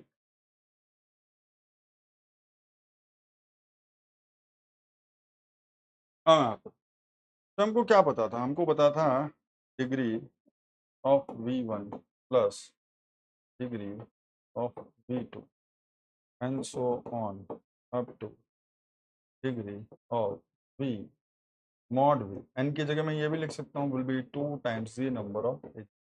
अब हम बोल रहे हैं अगर at least के, इसका मतलब के भी हो सकती है या तो के से ज्यादा भी हो सकती है. तो मैंने डिग्री ऑफ वर्टेक्स v1 को बोला कि सर मान लीजिए कि डिग्री ऑफ वर्टेक्स v1 है हमारी के प्लस, सर डेल्टा इसलिए नहीं बोलना चाहता क्योंकि डेल जी एक टर्म है, मैं हमेशा वही यूज करता था, आज चेंज करते हैं, प्लस एक्स आई और के plus x1. So degree of vertex v2 is k plus x2 plus degree of vertex vv will be k plus x mod v will be equals to 2 times mod e. Please try to understand. ये जो x1 है इसकी value क्या होगी? Sir this x1 will be greater than or equals to 0.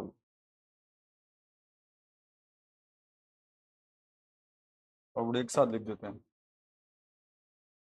x1 x2 up to x mod v, all of them are greater than or equals to 0.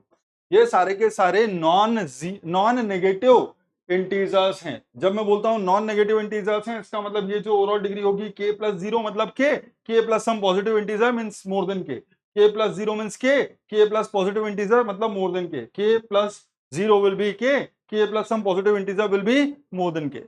Clear? So this summation will be 2 times mod e. Now if I try to rephrase this, so this will be k plus k mod v times, so I can say k into mod v plus, let's try to understand, summation of I varying from 0 to mod v xi is equals to 2 times mod e. बोलो हाँ या ना? Sir के mod v times तो k mod v हो गया. और ये जो समेशन है सर, अगर सारी की सारी वैल्यूज, सर अगर सारी की सारी ये जो वैल्यूज हैं ये ग्रेटर देन इक्वल्स टू 0 है, तो ये ओवरऑल वैल्यू भी ग्रेटर देन इक्वल्स टू 0 होगी. ये ओवरऑल वैल्यू भी ग्रेटर देन इक्वल्स टू 0 होगी. इसका मतलब k mod v में कुछ नॉन नेगेटिव वैल्यू ऐड करने पे 2 mod e आता है. इसका मतलब अल्टीमेटली k mod v की वैल्यू 2 टाइम्स mod e से छोटी हो सकती है. अल्टीमेटली k mod v की वैल्यू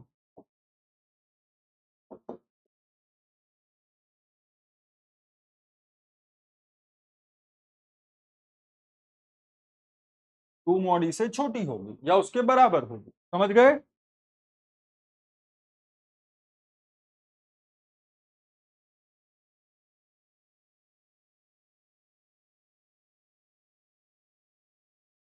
क्लियर है? हमने बोला डिग्री एटलीस्ट के है, इसका मतलब कम से कम के है या तो फिर कोई एक्स्ट्रा वैल्यू भी हो सकती है. तो डिग्री ऑफ वर्टेक्स v1 में भी के और मोर देन के, डिग्री ऑफ वर्टेक्स v2 में भी के और मोर देन के, degree of vertex v mod v में भी के और मोर देन के.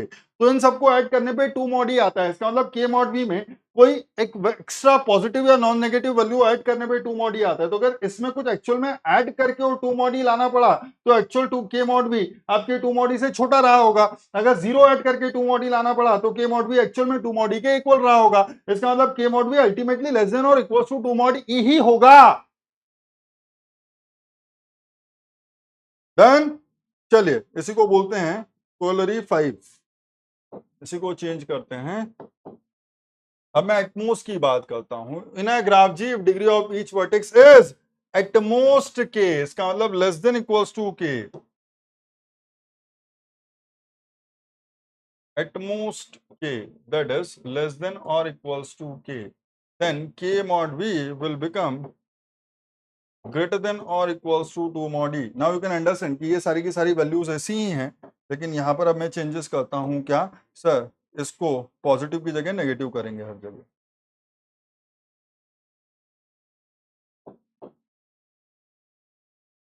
सर क्या होगा, या तो डिग्री के होगी या तो इसमें से कुछ सब्ट्रैक्ट करने के बाद के, और कुछ सब्ट्रैक्ट क्या मतलब लेस देन के होगी, या तो कुछ सब्ट्रैक्ट करूंगा इसका मतलब लेस देन के होगी, या तो कुछ सब्ट्रैक्ट करूंगा इसका मतलब लेस देन के।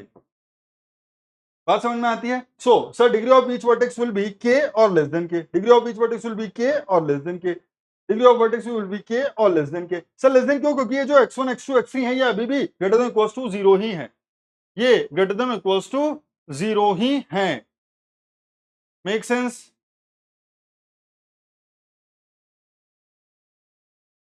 जीवन में अगर आपको इनइक्वालिटी भी समझ में नहीं आई है ना अंजुम, तो मैं क्या बोलूं, मैं आपको इतना सिर्फ लिख देता तो पता नहीं मुझे कहाँ लेकर के जाते। मैं यहाँ पर कम से कम समझा दिया आपको, उसके बाद भी दिक्कत है।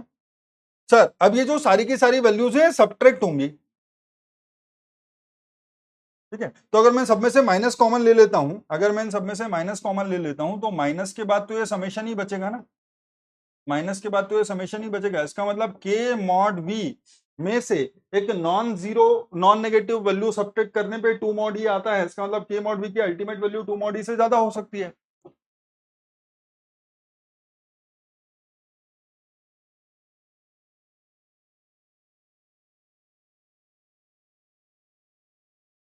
क्लियर?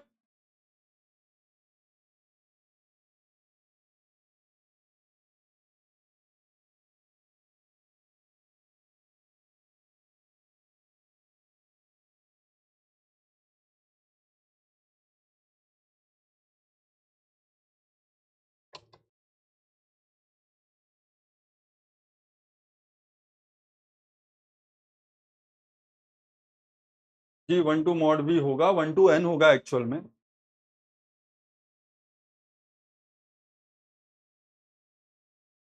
जितनी भी वर्टाइसेस है मॉड वी इसलिए लिखा है क्योंकि आप उससे फेमिलियर रहते हो,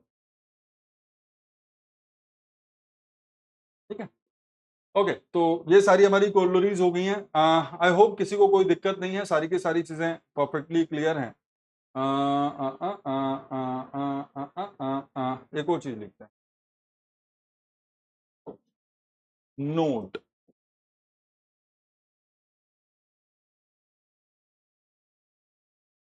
चले in a graph ji,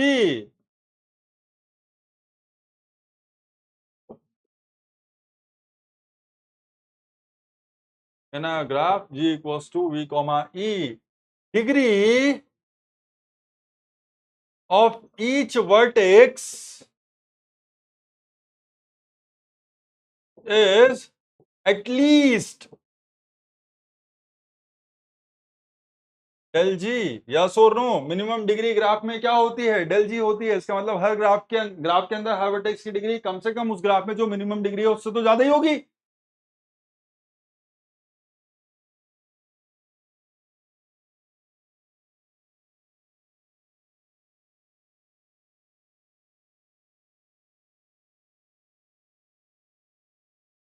zero लिखा है? मैंने कहीं जीरो लिख दिया है क्या?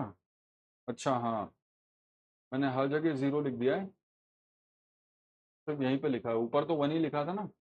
हाँ वन ही लिखा। तो डिग्री हमारी जो वर्टाइसेस हैं वो वेरी कर रही हैं, हमारी जो वर्टाइसेस हैं वो वेरी कर रही हैं 1 2, इसलिए किसी ने पूछा था, मैंने उसको ध्यान नहीं दिया। तो it will B 1, so vertex summation will be x1 plus x2, so it will be 1 2 mod v. Similarly this will also be 1 2 mod v, summation of all x1 x2 x3 up to x mod v। ठीक है Shubham, thank you. है ना? तो ये x1 ये 1 से शुरू हो रहा था, okay not a big deal. और कहीं तो नहीं कर दिया जीरो वीरो में? खुद ही कंफ्यूज हो जाते हो हाँ भाई, ऐसा रटा रटाया थोड़ी ना है कि हर बार यही लिखना है। चलो ये सबको समझ में आता है? अरे हट जा। Degree of each vertex is at least L G and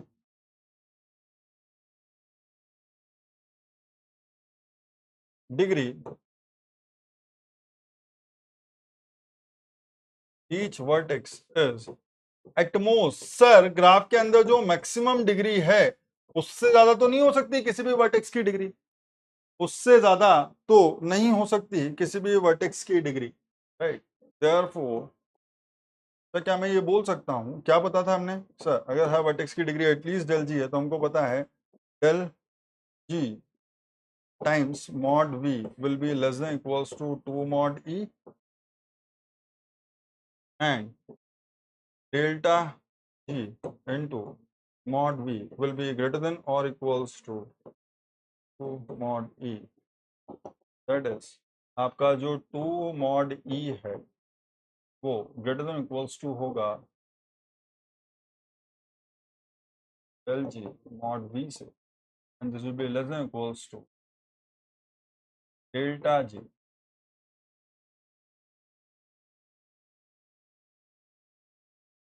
कोई कंफ्यूजन? अरे क्या हुआ लेस देन इक्वल्स टू?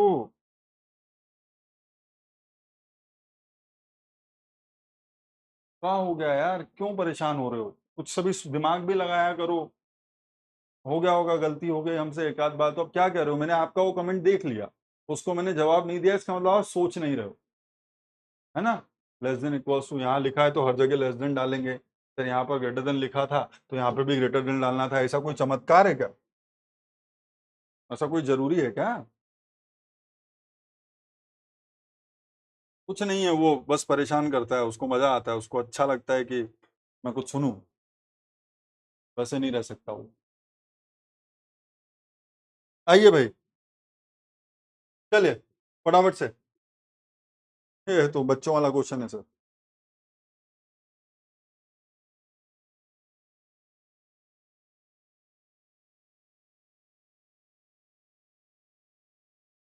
बच्चों वाला क्वेश्चन है सर। सर आपके पास टोटल n वर्टाइसेस हैं, the number of edges in a k regular graph, that means degree of each vertex is k,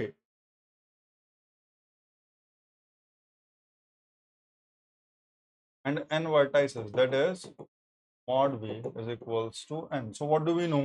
K mod v will be 2 mod e. पूछा क्या है? Number of edges. That's what is being asked. So mod e will be nothing but k mod v by 2. k की value हमारे पास k है, v की value n है, by 2. So number of edges will be nk by 2. Gate का question है sir, gate का question है sir. क्या करूँ, करा दो, जाने दो। ये बताओ फटाफट से। एप्लीकेशन वही रहेगी, सब आसान आसान क्वेश्चन है, मैं सिर्फ इसलिए करा रहा हूँ ताकि आपको ये समझ में आए कि क्वेश्चन देख करके हमें सोचना क्या है। That's it.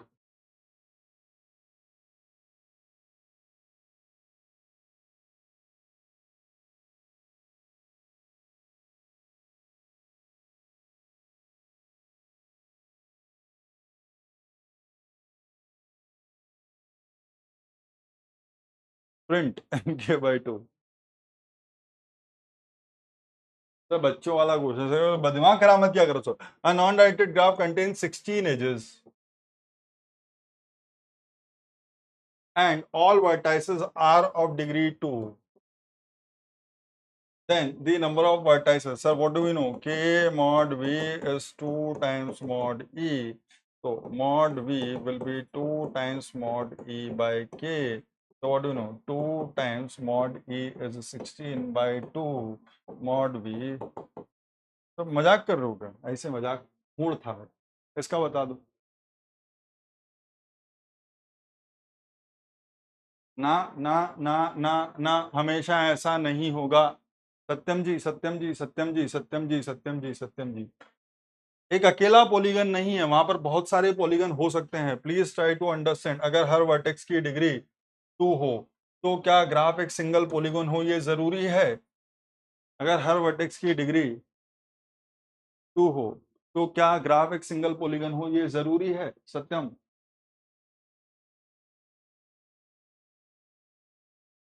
नहीं sir, it will be a collection, so don't say. कौन बोलेगा आवाज नहीं है सर? साउंड, ये देखो अचानक से इसको आया सर साउंड, कहाँ गया मेरा साउंड?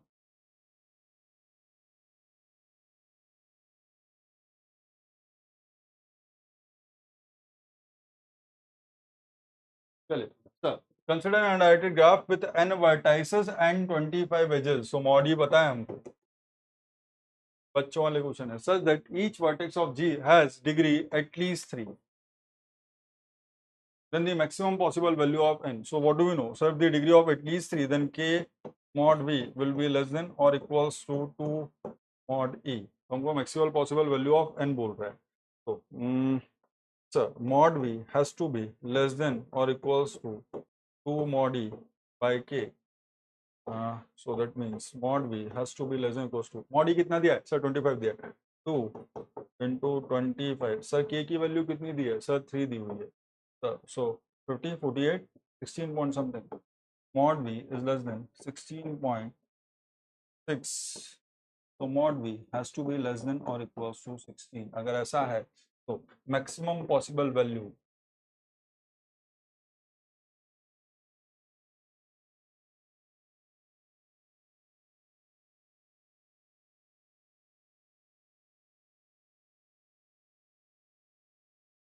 done.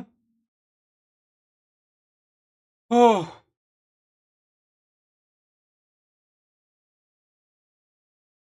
तो इस टाइप के क्वेश्चन आ सकते हैं, बहुत ही बच्चों बच्चे जैसे क्वेश्चन होते हैं, बट ध्यान रखिए। नेक्स्ट कॉन्सेप्ट है हमारा डिग्री सीक्वेंस। क्या है सर? डिग्री सीक्वेंस उसी टाइम है sir. In a graph G, if degrees of all the vertices are arranged, क्या बोला है? एक ग्राफ है, एक ग्राफ है, उसके अंदर अगर आप सारी की सारी वर्टाइसेस की डिग्री को अरेंज कर दो। सुनो अच्छे से, पहले ग्राफ ले लो सर। मजा नहीं आ रहा सर, मजा नहीं आ रहा सर, ग्राफ ले लो सर। चलो सर, तो इनको कुछ भी नाम दे दो, A B C D. Sir degree के बारे में बात करो। सर डिग्री है इसकी 1, डिग्री है, अरे डिग्री है इसकी 1, डिग्री है इसकी भी 1, डिग्री है इसकी 2, डिग्री है इसकी 3, इसकी डिग्री क्या है सर? 5 की डिग्री क्या है? 5। ठीक है, चलिए क्या है ये?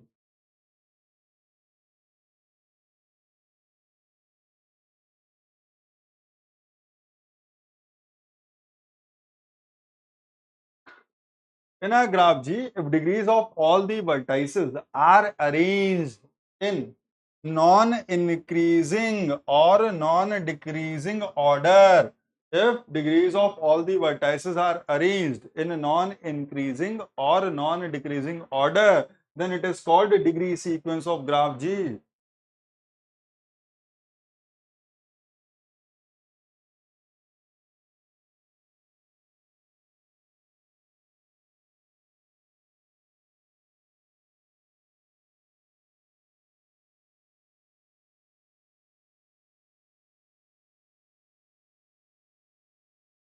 Degrees in non-increasing order, इसका मतलब पहली वाली डिग्री से बाद वाली डिग्री बड़ी नहीं होनी चाहिए, बराबर हो सकती है। अगर नॉन इंक्रीजिंग ऑर्डर लोगे तो सबसे पहली वाली डिग्री सबसे बड़ी आएगी। तो पहले आया 5, फिर दूसरी डिग्री आई 3, फिर डिग्री आई 2, फिर 2/s की degree I 1।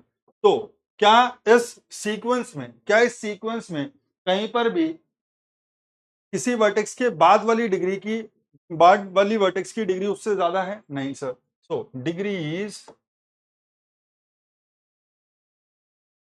in non-decreasing order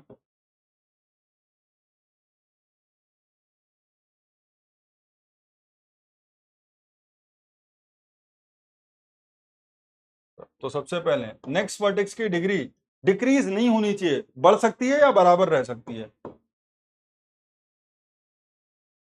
चमका? क्लियर है?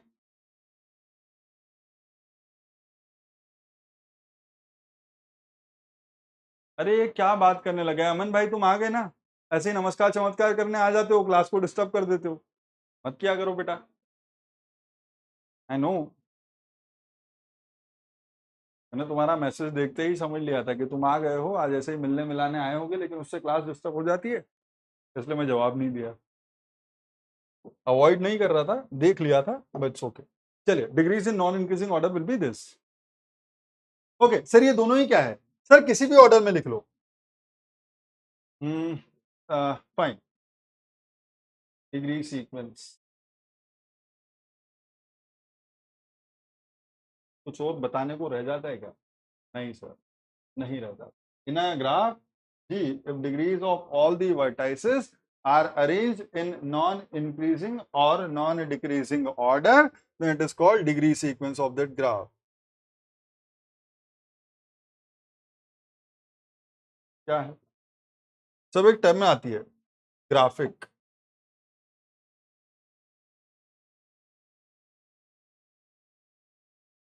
क्या है ये? तो ग्राफिक बोलता है कि अगर आपकी जो डिग्री सीक्वेंस है, इन अ डिग्री सीक्वेंस, अगर आपके पास जो डिग्री सीक्वेंस है, अगर वो किसी सिंपल नॉन डायरेक्टेड ग्राफ को रिप्रेजेंट कर सकती है, तो ऐसी डिग्री सीक्वेंस को बोलता हूं ग्राफिक। क्लियर? क्लियर? उसी idea, if a degree sequence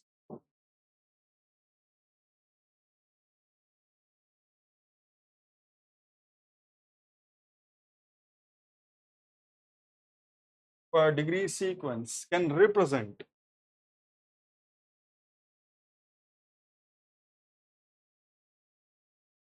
a simple non-directed graph, simple भी, non-directed भी, if a degree sequence can represent a simple non-directed graph, then that degree sequence is called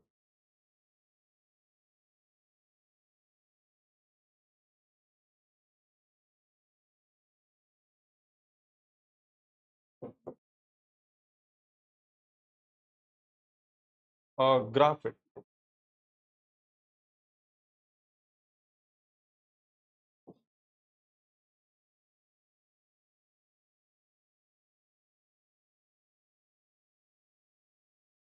Clear?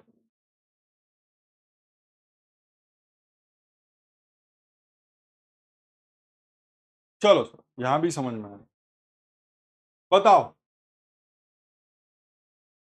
Home करो।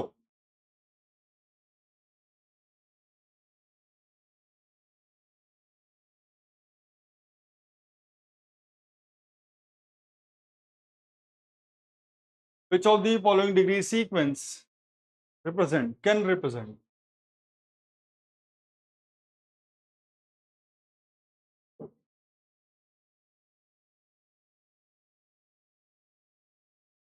a simple non-directed graph?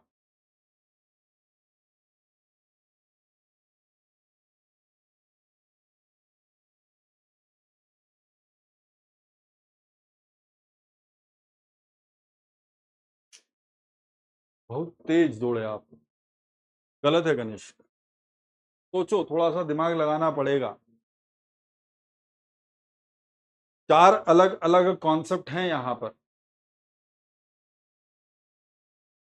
जल्दबाजी नहीं करेंगे।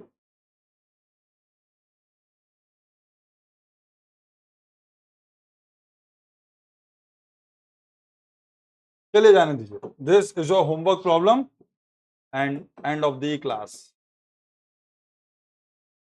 तो करो, क्योंकि इसमें थोड़ा सा टाइम लगेगा, तो मैं चाहता हूं कि पहले आप लोग सब सोच लें। नहीं भाई, मेरी बात सुन लो अच्छे से। पूरा समय लेकर के सोचना कि क्या ऐसा ग्राफ बन सकता है, पूरा समय लेकर के सोचना कि क्या ऐसा ग्राफ बन सकता है, सिंपल ग्राफ बन सकता है।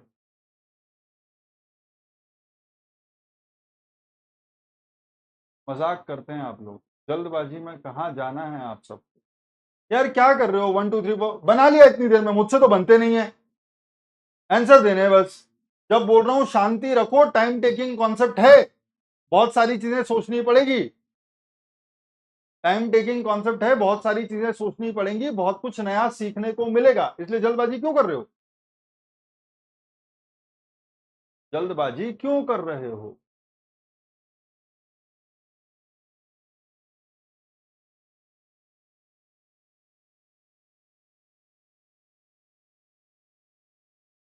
रमेश जी, अगर ग्राफ ही नहीं होगा तो it's okay, but simple non righted graph को तो रिप्रेजेंट नहीं कर सकता ना, वही तो क्वेश्चन है कि पहला वाला नहीं रिप्रेजेंट कर सकता। This the idea. नहीं नहीं नहीं, हिंट।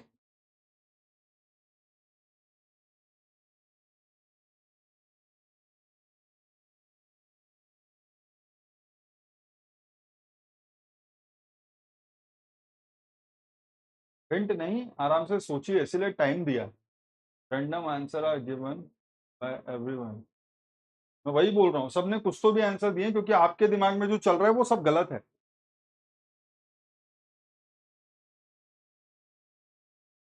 कनिष्क जी शांति रख लो।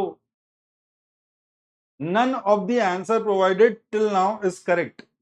बस आप लोगों ने जितने भी आंसर दिए उनमें से अभी तक कोई भी करेक्ट नहीं है, कोई भी करेक्ट नहीं है। इतना सुन लो, इसका मतलब समय लगेगा, समझ गए बात को? इतने सारे लोगों ने बड़बड़ बड़बड़ करके आंसर लिख दिया, लेकिन उनमें से कोई भी सही नहीं है, इतना बोल रहा हूं। इसलिए आप सोच नहीं रहे हो, इसलिए बोल रहा हूं सोचो। कहां जाने की जल्दी में रहते हो? चले, तो हाविल हकीमी जी और बच जाते हैं। इन हाविल हकीमी को कल समझेंगे। बाकी वी आर डन।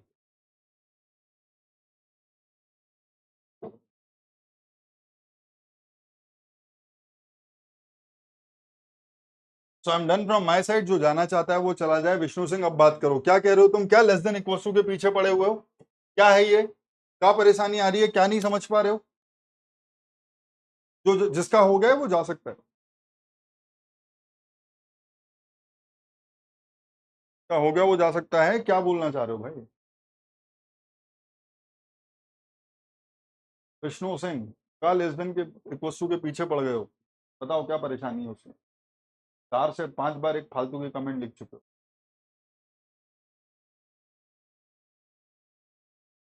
प्रणव जी शांति रखिए, नहीं रिप्रेजेंट करता है, बना करके दिखा दो अगर आपको लगता है कि करता है तो।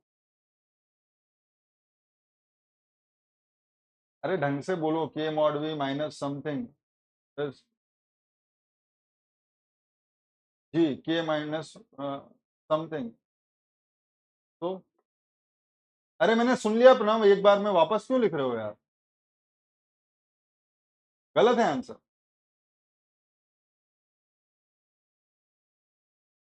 आंसर देने से पहले सोच लो कि कैसे दे रहे हो। बना के दिखा दो मुझको एक ग्राफ जिसके अंदर 3 वर्टेक्स की डिग्री 3 हो, 1 वर्टेक्स की डिग्री 1 हो। बना के दिखा दो।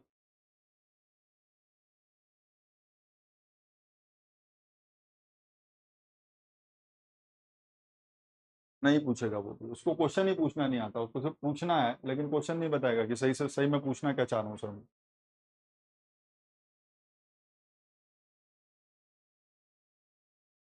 अरे निहार जी, गलत है आंसर।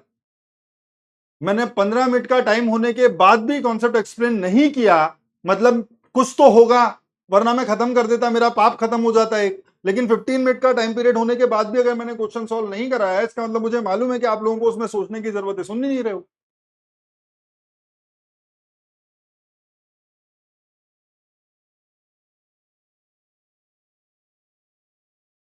क्या ही फर्क पड़ता है एमएन? हो सकता है एमएसक्यू हो सकता है एमसीक्यू हो।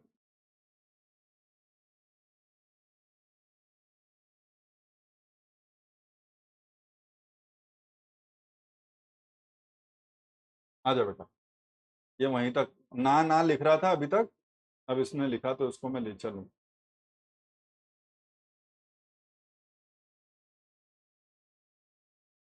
हाँ, ये माइनस समथिंग लिख रहे हो ना ये?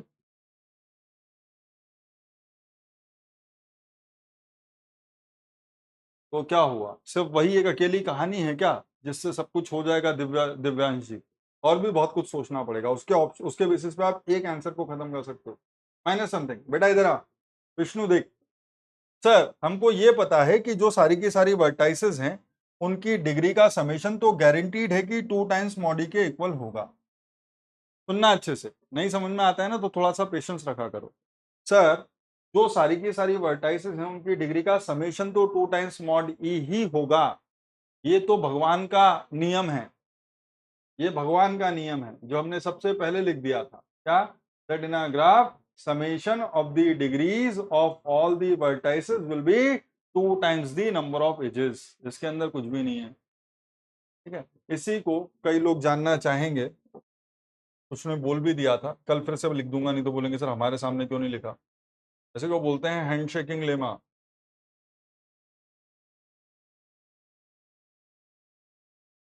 ठीक है, बट एनीवे, नाम जरूरी नहीं है। Summation of the degrees will be 2 times the number of edges. तो बेटा, आप के मॉड बी माइनस समथिंग को ग्रेटर देन लेस देन मत देखो, यहाँ पर कहानी है summation of the degrees of all the vertices guaranteed to be equal, is guaranteed to be equal. तो हमने बोला हर वर्टेक्स की डिग्री है क्या, तो वर्टेक्स V1 की डिग्री क्या है सर, ये बोल रहा है एटमोस्ट के है। इसका मतलब या तो के होगी या तो फिर उससे कुछ कम होगी। अगर उससे कुछ कम होगी तो x1 एक वैल्यू होगी, या तो फिर अगर एग्जैक्टली के होगी तो x1 की वैल्यू 0 होगी। तो वर्टेक्स V2 की डिग्री के होगी या उससे कुछ कम होगी, कम होगी तो के में से कोई पॉजिटिव इंटीजर सब्ट्रैक्ट करना पड़ेगा। सिमिलरली वर्टेक्स V1 की डिग्री के होगी तो 0 सब्ट्रैक्ट करूंगा, और अगर के से कम होगी तो के में से एक पॉजिटिव इंटीजर सब्ट्रैक्ट करूंगा। इसका मतलब x1 x2 up to x mod भी ये सारे के सारे क्या है सर, ये हैं ग्रेटर देन इक्वल टू 0। इसका मतलब ये सब पॉजिटिव है, ठीक है। तो हमने बोला sir k mod V minus something will be equal to 2 times mod E. यहाँ पर क्यों तुम इक्वल लगवाना चाह लेस देन इक्वल टू लगवाना चाह रहे हो, मुझे ये बता दो। मुझे ये बता दो कि यहाँ पर क्यों आप लेस देन इक्वल टू के पीछे पड़े हुए हो या फिर ग्रेटर देन इक्वल टू के पीछे पड़े हो Vishnu ji. K mod V minus summation is actually equal to 2 mod E, क्योंकि ये तो पूरा का पूरा summation of the degrees of all the vertices ही है ना। ये जो पूरा मैंने सर्कल किया है it is nothing but the summation of the degrees of all the vertices. अरे रुक तो तुमने लिखा कहां है पहले ये देखो, है ना, फिर समझाऊंगा उसको। तुमने कहां पर ग्रेटर देन इक्वल टू लगाया है उसको समझो पहले। तो यहां पर तो ये इक्वालिटी ही थी, यहां पर तो ये इक्वालिटी ही थी। मैंने बोला है ये जो समेशन है इस समेशन की value greater than equal to 0 होगी। ये जो समेशन है इस समेशन की वैल्यू या तो ग्रेटर देन 0 होगी या इक्वल्स टू 0 होगी। अब बेटा मेरी एक बात सुनना सर, ये है मान लो कि 10, ठीक है, 10 माइनस 2 इज इक्वल्स टू 8। तो my question is 10 will be greater than equals to 8 और 10 will be less than equals to 8। बताओ, अगर 10 में से कुछ सब्ट्रैक्ट करके वो 8 के इक्वल आता है तो 10 ग्रेटर देन 8 होगा या 10 लेस देन 8 होगा, हैं? अगर 10 में से कुछ सब्ट्रैक्ट करके वो 8 के इक्वल आता है तो 10 अल्टीमेटली ग्रेटर देन 8 होगा या लेस देन 8 होगा, हैं?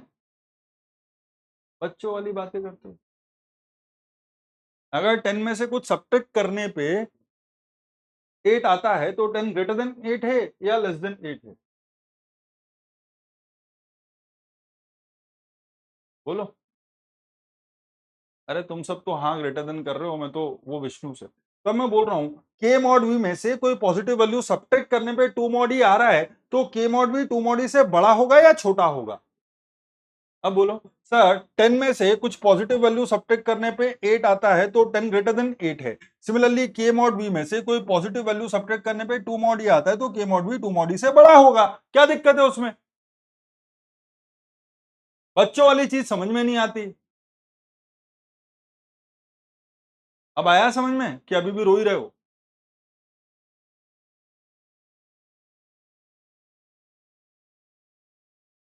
तुम नहीं बोलेगा।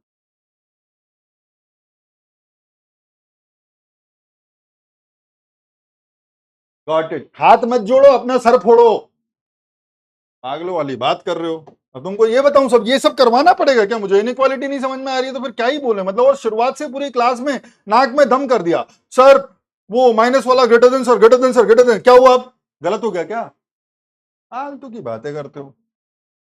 सर कॉलोरी 3 से कंप्लीट ग्राफ के नंबर ऑफ एजेस NC2 आएगा। सर कॉलोरी 3 से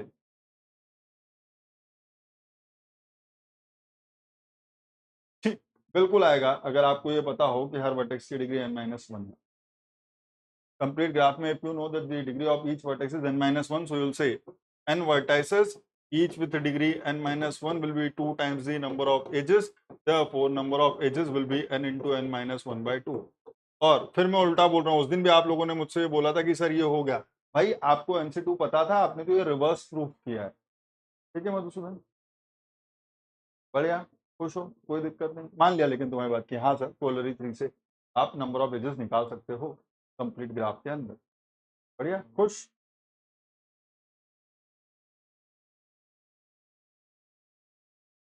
चलिए, so that will be all from my side, I am done. पता नहीं क्या क्या करवाते रहते हो, 10 माइनस 2 इक्वल्स टू 8 में 10 इज ग्रेटर देन 8 का एक्सप्लेनेशन दे रहा हूँ मैं वेट करके, गेट की तैयारी कर रहे हो या पता नहीं क्या कर रहे हो, समझ में नहीं आता, है ना। चले, thank you very much, bye bye, see you tomorrow. कल देखेंगे हावेल हकीमी और बाकी जो भी कहानियां हो सकती हैं। तब तक के लिए bye bye, take care, keep learning, thank you very much. अच्छा, आज अगर किसी के कोई डाउट्स हैं, बात करके देखना चाहते हो, तो शाम को 9 बजे एक टेलीग्राम पे सेशन है डाउट का, तो अगर आप लोगों के कोई भी डाउट हो तो आप वहां पर पे पूछ सकते हो, आ जाना, ठीक है।